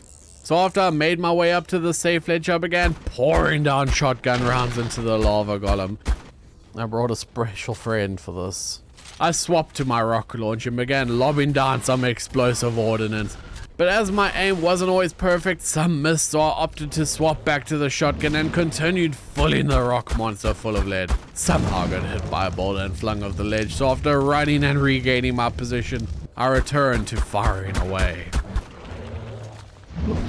Oh, that's terrifying. And being arm's length away from the golem, I continued to pump shell after shell after shell, even tossing out Thorson to deal some decent damage to the golem until it moved back into the lava pool. At least it wasn't right up in my face anymore. Why won't you die, you stupid fire rock? And I fired my shotgun until only 2 rounds remained, and shooting them as I left the golem with 755 health. Great. Guess the crossbow it is. So arrow after arrow I shot into the golem until finally it fell. I could now go claim my rewards. Is this it? Is this my reward for all that effort? That was so disappointing. My disappointment is immeasurable and my day is ruined. So there it was, the first artifact collected and first boss defeated. Heading out of the cave early on day 71, I stopped by to collect a few cave drops to continue progressing the skill tree quest. Hey, skill tree completed. And finally completing the line, I applied the skill points I gained into the hot-blooded skill, increasing my natural health regen to 300%. And as I moved towards the exit, I tossed out Thorson to clear the way as the spiders, scorpions, and arthropleuras blocked the way. It took a long while, but I was free. And tossing out my griffin, we headed home. Oh, it feels good to be home. That was slightly close, I'm not gonna lie. Tossing the artifact into my first of many trophy cases. First artifact, safely acquired. Gonna need a lot more ammo for the future fights, and probably a caving creature as well. Maybe like a Thala. Like Pyramid would be the best. I just can't bother to bring myself to tame such a pay-to-win creature. And I then spent the rest of the day restocking my ammo and some med brews. In the morning of day 72, I decided to go out and see if I could find the other new creature that was introduced with Ragnarok, the Veilwind. So off I went, finding the Veilwind in the tundra, but when I approached, I think Frodo didn't like it and decided to throw its poop at it. So following behind the Veilwind, it began attacking me as it teleported around so quickly, so I quickly mounted my griffin and flew out of range. Boiling up Frodo to prevent any more poop throwing, I began another attempt at taming it. Do I just claim the baby? So deciding to try and kill the adult, I quickly realized that was a mistake as it cloned itself and attacked. So respawning at base, I grabbed a set of furs, a new griffin, and took off to retrieve my corpse. And once collected, I went to find a different Veilwind that wasn't surrounded by as many aggressive creatures. Finding one, I first took out the nearby direwolf before realizing I needed to look up on the mod page on how to tame these things. And after some research, I snuck up behind the Veilwind and got the prompt to tame it and claimed it as mine. So I believe now you'll just follow me around. Okay, so you just gotta sneak up to it and claim it. Presumably the real one, not the clones. I'm gonna name you Kiriko. So setting the Veilwind to companion mode, I wanted to test if it would keep up with me no matter the distance. So I swooped on over to the volcano area on my griffin. And landing at the volcanic area, Kiriko was there to meet me. Oh yeah, it just teleports. That's so cool, okay. And I then headed home where again Kiriko was waiting. You just teleported, so cool! Whoa. So repairing my gear and restocking on bullets, I wanted to go and get myself a new Drakeling. Kiriko, you're gonna be my companion for this mission. I love that of the Drakelings. I should go get a Drakeling. I should go get multiple Drakelings. I should get a breeding pair of Drakelings. And thus, my search for a pair of Drakelings began, swooping through the map on my griffin as I spotted something interesting. The monkey. Tarambe! And finding a Drakeling, I proceeded to lure it onto my shoulder, and just my luck, now that I could actually kill things, nothing was around. I eventually found some rainbow star pigs, and I killed them to complete the Drakeling task, and harvesting their corpses afterwards to finish off the taming process. I named the winter one Vorkath. I am going to name you Galvik. One down, one to go. Flying off in my griffin, I found the next Drakeling, lured it, killed a bison to complete its taming task, fed it and tamed it up. Naming it Draken. Now I can tell you that all ended well. However, Draken decided to take on a bison. With him being such a low level, died to it. Well, let's go find another one. And then on my flight to find a new Drakeling, I spotted something more important. A high level Mother Rex. Following along behind her was her baby.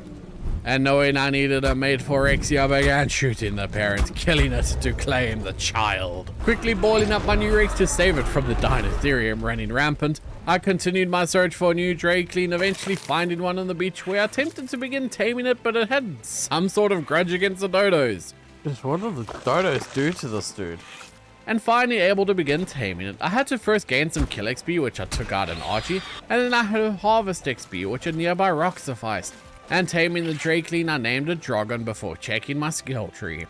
Dropped 500 ammo and killed 3 Alpha Raptors. And returning to base, I tossed out my Drakelings, hitched them next to my Griffins, leaving them to start breeding as they are going to be very helpful for getting through the caves.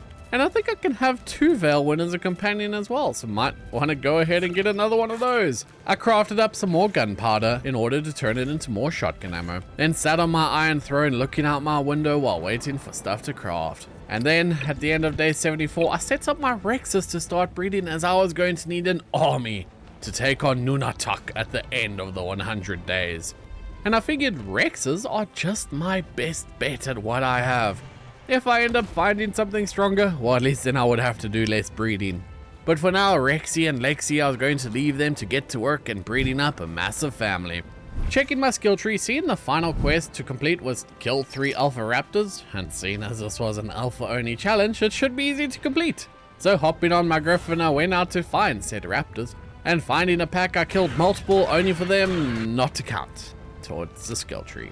So checking my skill tree quest, I wondered what else I could do to get skill points, and returning to base I began crafting up some wooden structures, completing the first task before heading out on my Griffin. Battle of the bosses.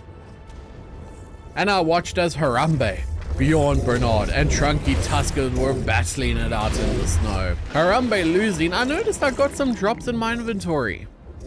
Because if I could get him over, you could kill these 2 as well. And spotting another Harambe nearby, I tried to pull it over to where the battle was, but with no luck I left to check just how strong Harambe was.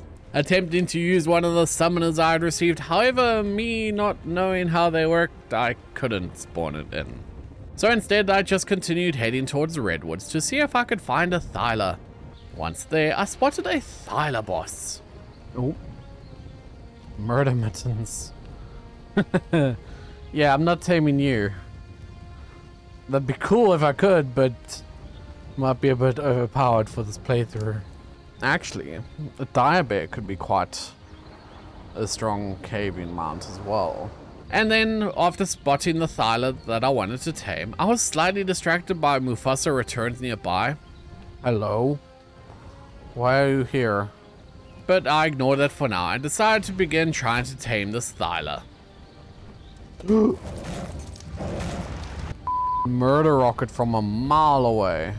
After saving myself from that skeletal Thyla that I didn't see, I jumped back onto my Griffin and began shooting off the back foot, but it was proving to be more trouble than anything. So I decided to boil it up and grapple from the redwood trees instead.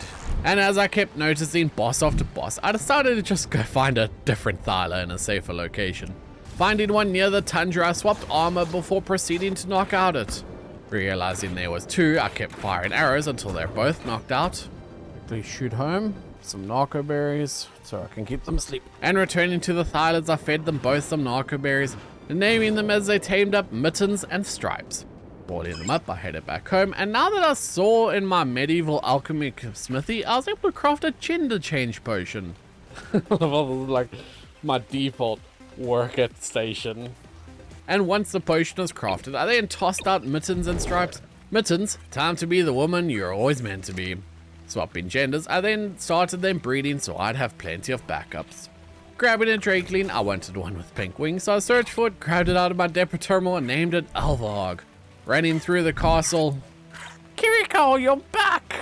Oh, you're so cute. Good job, little Kiriko. As I grabbed my first Thyla baby, crafted it a saddle and headed out to the Ice Queen Cave. But that's when I saw there was an issue. That's what I was worried about. Boss inside the cave. But as I exited the cave, I didn't see the Zephyr Fang, which led to my Griffin, Alvarg, and myself dying instantly.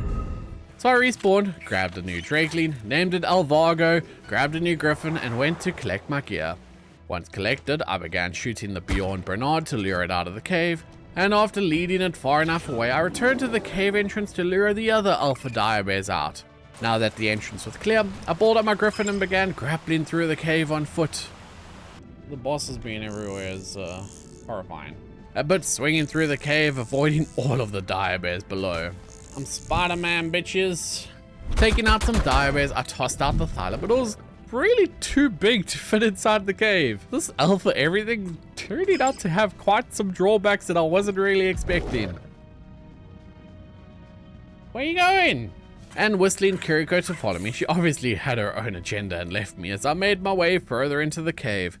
Eventually finding the skeleton hanging on. What's up, bro? You died. I can't remember. I think I'm meant to go down here. Come on, Kiriko, keep me safe.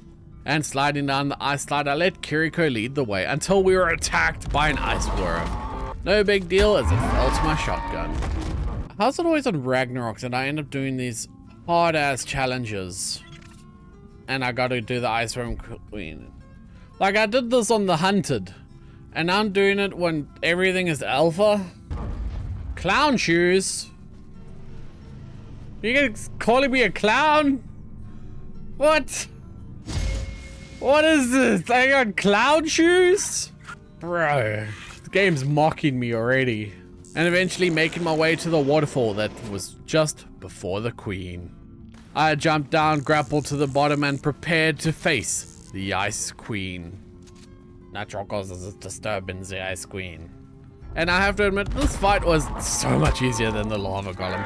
Avoiding the queen's attacks, firing into her with my shotgun should be an easy kill. That is, until I try to be fancy and use my Drakeling to finish her off, as she almost killed me. So I just shot her until she died. But we did it! Ice Queen is... Are you kidding me? That's the same reward I got from the lava golem! No! I feel so scammed, man. I feel so scammed. And heading to the artifact. Oh, look at all the little baby ice worms with some giga food. And that gives me artifact number 2. Naming my Thyla Whiskers, I headed out of the cave. Oh, no wakey wakey giga, you are worm food. Come along, Kiriko. I need to like get you some armor somehow. So exiting the cave, I flew back home.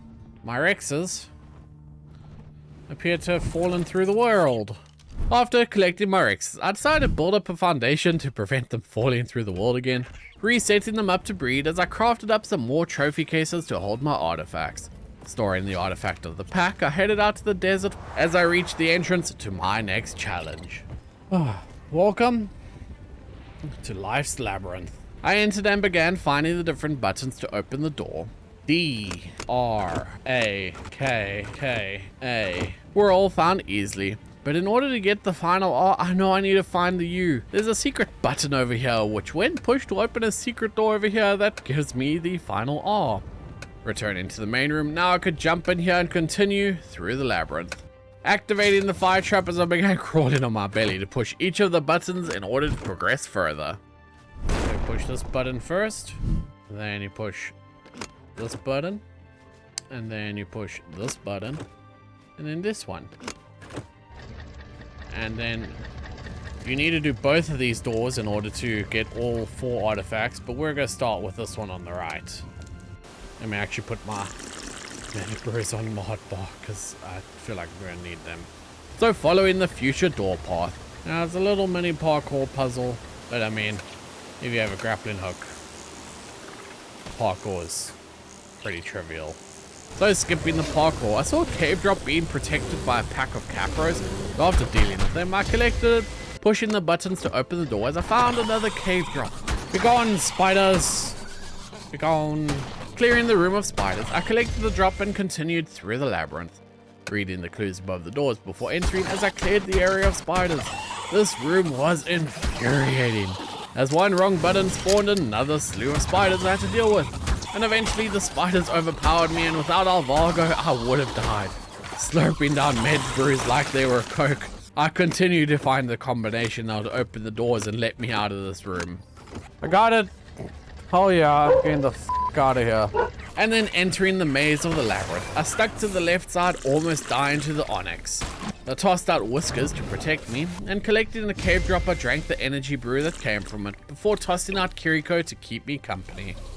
I spent the entirety of day 81 trapped inside this maze. No matter what I did, I simply couldn't find my way out. Now you may be wondering, why didn't I just look up a guide to help me? The answer is that because I'm stubborn, and also that would go against everything I was preaching about how to make your own way when playing games. Experience a game to the fullest, the good, the bad, the almost impossible, like this maze that made no sense. I don't know if I needed to hit just a few of the buttons, or if I needed to hit them all quicker, or what. I'd collected loot drops, gotten myself soft-locked in a room because I couldn't see the button in the darkness, I hopped over gaps in the walls to try and progress, but for the life of me I just couldn't figure it out. So, running through the maze, I even plopped down rally markers to keep track of what doors were opened. So this door was open. I had been in this maze for so long at this point that the loot drops were respawning. Collecting it, I drank the energy brew if only to do something different, and my thirst was so low that I had to resort to plucking the berries off of the singular bush I found to quench it. I probably should have brought a canteen or something, and Kiriko had returned to keep me company. Hello, Kiriko. Kiriko, can I just like use your teleporting ability to just get through this? I don't know what the I'm meant to do. And then finding another cave drop. At least I got a pretty decent Fabi sniper. If only I could escape to use it. As I was getting a bit encumbered, I offloaded some weight onto Kiriko. And then day 84 started with me making a plan. Pressing the buttons along the way, finally, I had done it. I had opened the path forward. It only took 3 days. Wait, it's open. Yes! Yes! Yes! What? Ah, I finally did the maze! Oh, I'm so happy! And then dropping into the depths of the labyrinth, I finally was able to collect the first of the 4 artifacts. And making my way further, I found the sacrifice pit. The sacrifice little is to gain a little. Oh yes, I remember this. So this is why I brought... Did I bring him? Yeah, this is why I brought them. You see, you needed to sacrifice something in order to unlock the path forwards. Are you too big? And tossing Dim out, I guess the elf for everything made him a bit too big to slide down. So after boiling him up and tossing him directly down, I whistled for him to fly to me where he entered the sacrifice zone, and kablam, thanks to his willingness, allowed me to progress. Darkness cannot drive out darkness, only light can do that. And walking through the now open door, I made my way forward, pushing yet another button as the floor opened up, and only one way to go now. Cannonball! Life's labyrinth is so much more grueling than I remember. And swimming through the canal, avoiding the spikes, I made my way into the next room, pushing the wrong button, spawned in some scorpions. Luckily, they were once again no match for my shotgun. And clearing them, I correctly pushed the buttons to open the next door, leading me into the spirit arena. Okay. Megalosaurus. I think I just gotta kill these guys, right? And taking out the deer, this is when the spirits began spawning. Dire bears and wolves, taking them out with expertly placed shots while dangling out of reach thanks to my grappling hook.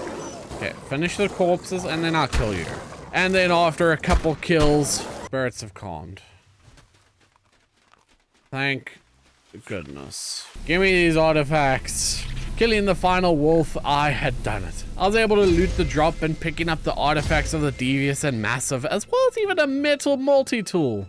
Problem is, now I gotta do this cave again, but from the other direction. So making my way out of the cave, I jumped down the waterfall hoping it led to my freedom. Are we in the sewers?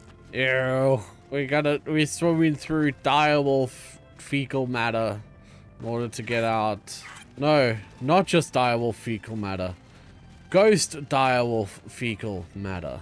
And finally, after a long journey, I had reached the way that I had came in. So climbing the stairs, I exited the labyrinth and fresh. It tasted so good. I tossed out my griffin, and now I could have immediately jumped back in to do the other side to get the 4th artifact from this cave, but I needed a break. I was in there for so long. I just want to go home. I want a hot bath. I want to drink some coffee. So flying back home as I came across my favorite named alpha boss, Sleepy Time Porcupine, a glowing thorny dragon. And leaving the desert as I returned home where I could park my griffin, store the artifacts in each of their individual trophy cases, and hopped into the bath to end the day, finally getting to relax. And in the morning of day 85, I decided to go out and dig up a treasure cache I'd collected. Soaring through the air on my griffin as I arrived at the marked location, and digging the cache up, I opened the chest, grabbed its loot, and returned home. For some reason, I was losing frames and experiencing a bunch of lag when at base. So I decided to do a walk around to check what was going on, and I found the cause. Now, would it be a natural causes video without at least one baby explosion? Now would it? I did literally have to admin destroy the grown babies, but it was for the best. As I then spent the rest of the day setting up air cons to allow my Rex eggs to hatch automatically. And now I currently had 5 artifacts. Only 5 more to go. So I headed off from my grove to find one in the jungle, and finding the cave where an artifact should have been, I began clearing the boulder blocking it.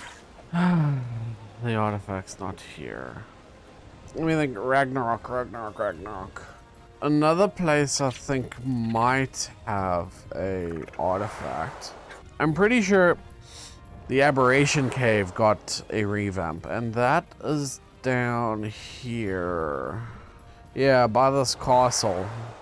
And arriving at the Aberration Cave entrance, I balled up my griffin and not taking any chances, I made my way on foot through the cave entrance, whiskers my thyla in hand.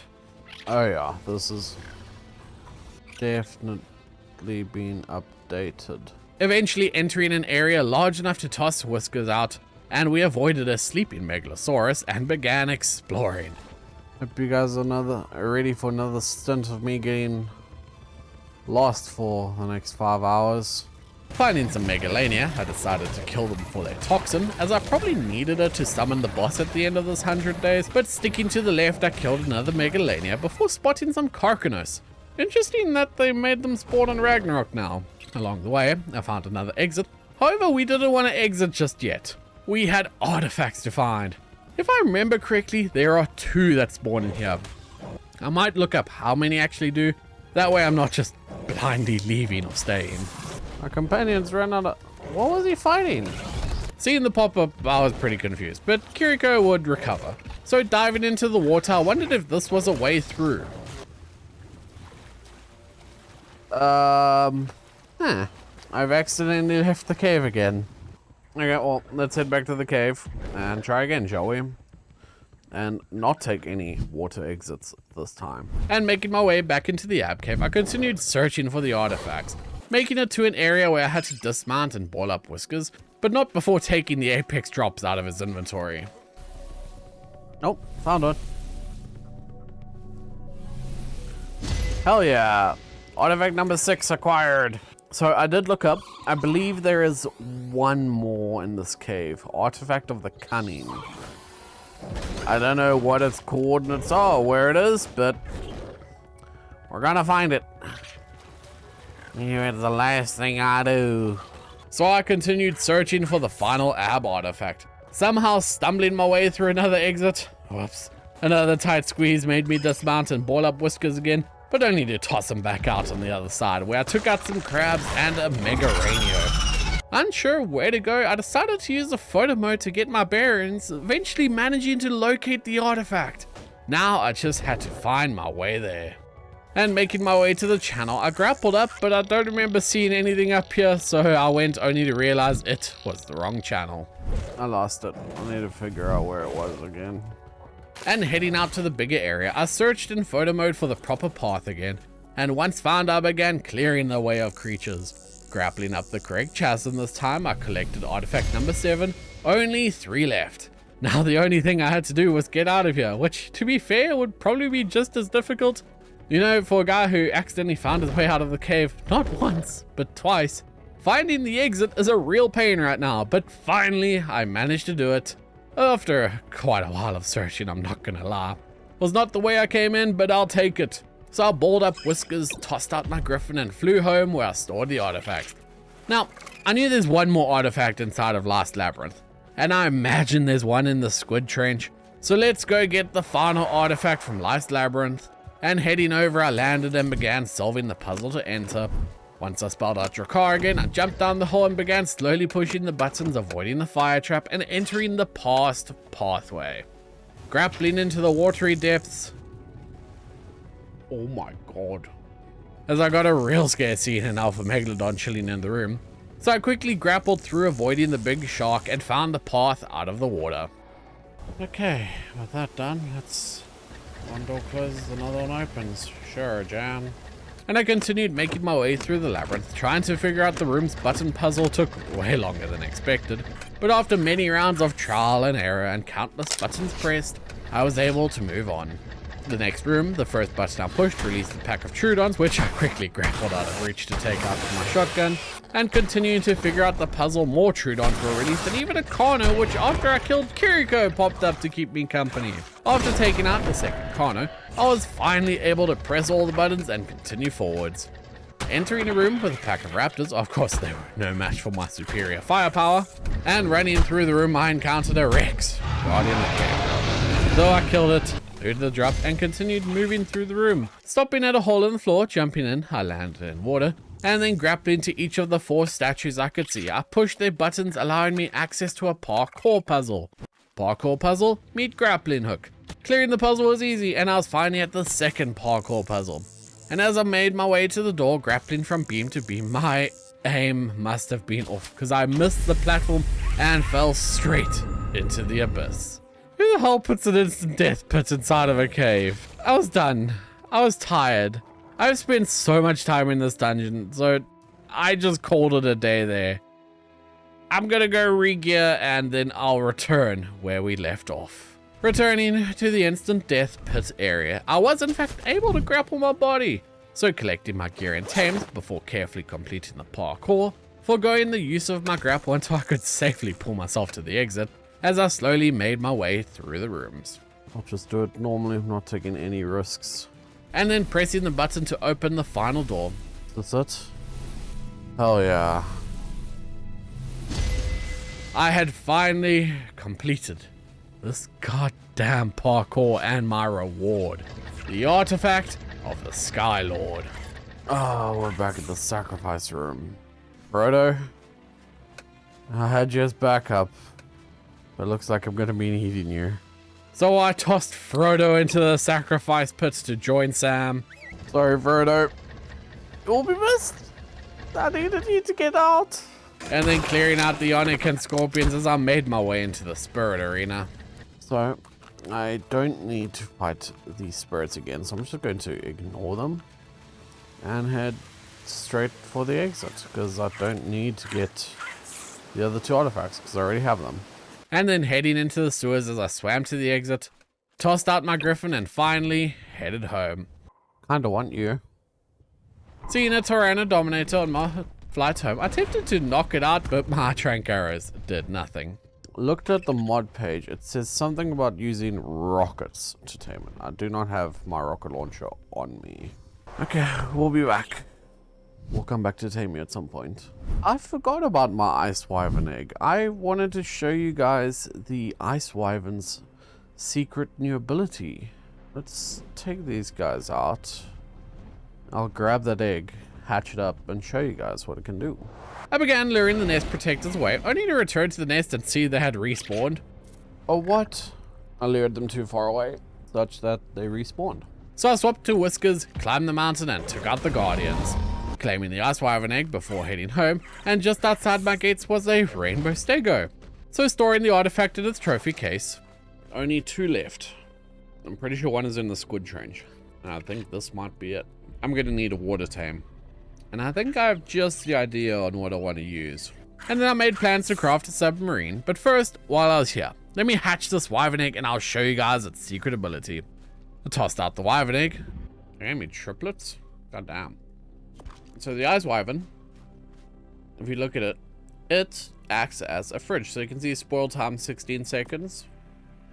Spoil time 52 minutes. It's actually an insane fridge. Like, let's go even berries. So this one's about to spoil. 9 minutes 54. 1 day, 8 hours at 54 minutes. God damn. Yeah, it's an insane fridge. So if you're playing Ragnarok and you want to get an insane early game fridge, get an ice wyvern. It even works for the wyvern milk and bison milk. Not that I've had either of those, but you know. And now that I've shown you all of the ice wyvern's cool features, it was time to craft the necessary items to make the sub. After a round of crafting a whole bunch of different structures, and once everything was crafted, I combined them all to make the Alpha Submarine. Let's go take this thing for a spin. So I mounted up on my griffin and headed to the squid trench. Oh my. Oh. As I was flying by a castle, I noticed a group of wyverns spawn in, but leaving them be as I landed at a cove, deployed my sub and dove into the ocean. This, my new ride. Okay, so I do need my scuba to wear it. Let's go into the trench. And there she is.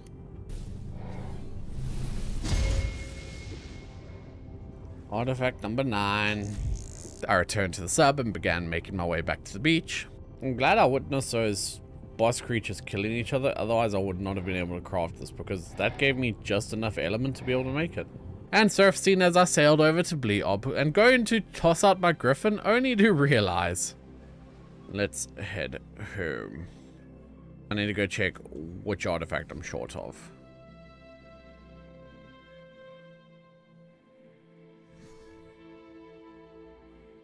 I left my griffin on the island. So I then sailed back to my griffin, parked my sub and headed home. Returning, I collected my Rex eggs and tossed them into the range of the ACs to hatch. 9 artifacts down. And storing the artifact inside its trophy case. Okay, the final artifact. I have one place where I think it might be. And that's a place I haven't actually gone yet on this 100 days.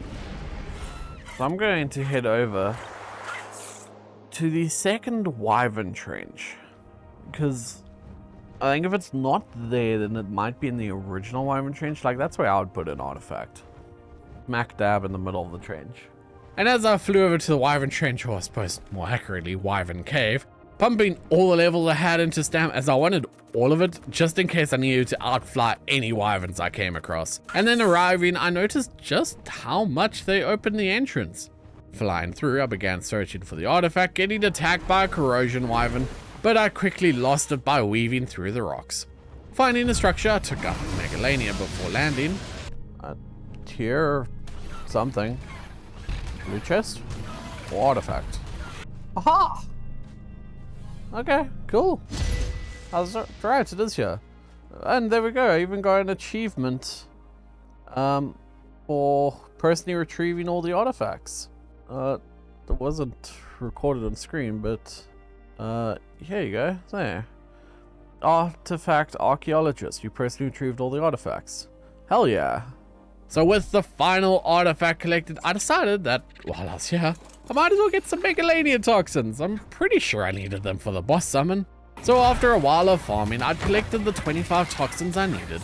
And now it's time for me to get the heck out of here. So what I'm going to need a lot of next is Spino sails and Sarco skins. Best place to get both of those things is, of course, the swamp. So I spent the rest of the day farming Dinosuchus and Sarcos for their skins. I'm going to need Titanic bow venom as well, so might as well kill these guys too. And in the morning of day 95, I had 11 Sarco skins and only 2 bow venom. So continuing to farm for the Apex drop. It took well into the day before I finished. Got a 33 into hell. I have to kill it for the Sarco skin. But finally, I was done. Let's go murder some Spinos next. So I flew back to base to farm Spinos in the river below, grabbing a yellow drop as I was farming, and then I returned to base to drop off my inventory and store the final artifact. Spent the rest of the day at base consolidating the Apex drops to see what else I needed to go farm, swapping out my Rex for a mutated one to give me the best stats possible to bring into the boss fight, and I'll be doing this for the remainder of the time. My breeding settings, they're pretty fast, so I'll be doing a lot of mutations as I prepare for this fight. But then hopping on my Griffin as I wanted to go gather the 2 water Apex drops, Bacillo Blubber and Tuso Tentacles, ending the day arriving at my sub. And I spent the day scouring the ocean for Tusos and Bacillos. Finally finding one as I surfaced nearby, shooting it with my trank arrows to try and lure it closer to the surface, and I then began shooting at it with my shotgun from the deck of my sub. Like shooting a fish in a barrel. Except it's big fish in the ocean. And killing the Tuso, I dove down to harvest its body and collect its tentacles. Now to just do that 24 more times. And once I was done farming, I then parked my sub back in the cove and headed home. I spent the next few days in preparation for the final fight on day 100 by gathering the resources I needed to make the Rex saddles like fiber, hide, metal ingots, as well as hunting down the remaining Apex drops like Tuso Tentacles, Thyla Claws, and Bacillo Rubber. Starting off with the wood run on Betsy, I returned early into day 98, where I crafted up a few more storage bins for the resources, began smelting down the metal I had, and even swapped out the female Rexes once more. Grabbing Whiskers, we headed out to go hunt down Spinos for their sales, even managing to complete the skill tree quest of killing 3 Alpha Raptors while I was out. Why now do I get the retrieve 5 artifacts? I've already done it. I don't want to do it again. You can't make me. I can't even fight the Broodmother at the end. The Broodmother's not on this map. And hopping off Whiskers, I went to toss out my Griffin when I realized that I didn't bring one. So guess we're running back on Whiskers. And then as I was crossing the river, only to get stunned off of Whiskers. Helpless, I had to watch as my big cat protected me. Help! Help! I'm being oppressed! But on the way home after that excitement, I stuffed together metal for the saddles later into the night, killed off Rexes for their arms before eventually spotting a God Griffin. God Griffin. Alpha Beta Griffin. Nice. Okay. That's the best one. I don't think I'll get to kill these in 100 days, but hey, maybe if this video gets 15,000 likes, we'll do it 200 days and try to kill each one of those god bosses, like one of each type. Find out how many types there are. Well, that would actually be difficult. Please don't like the video. And then arriving back at base, I swapped out the female Rex once more before beginning to craft up the army saddles. Needing more fiber, I ran around my base harvesting the bushes. Day 99 and still just gathering fiber. What am I doing, man? Ending the day by simply swapping out my female breeder once again. And today's the day. Day 100. Final preparations to take on Nunatak. First off, by completing my Rex army saddles.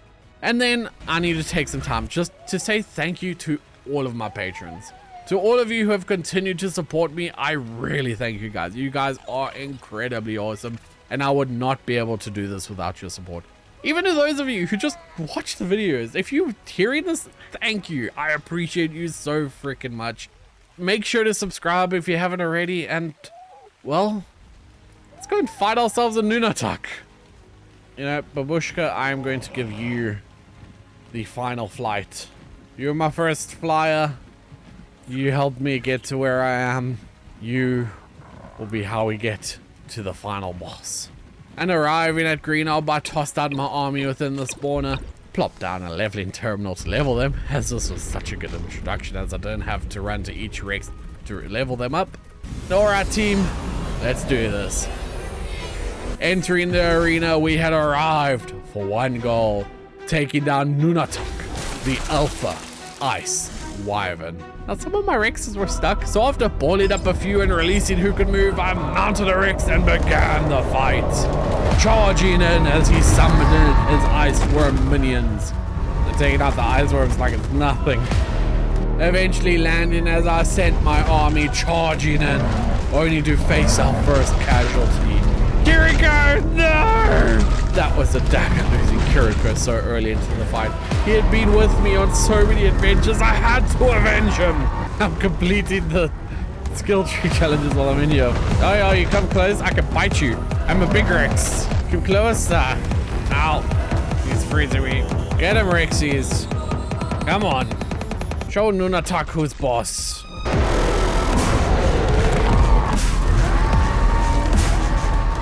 How many times are you gonna bring out these death worms? Just let me fight you.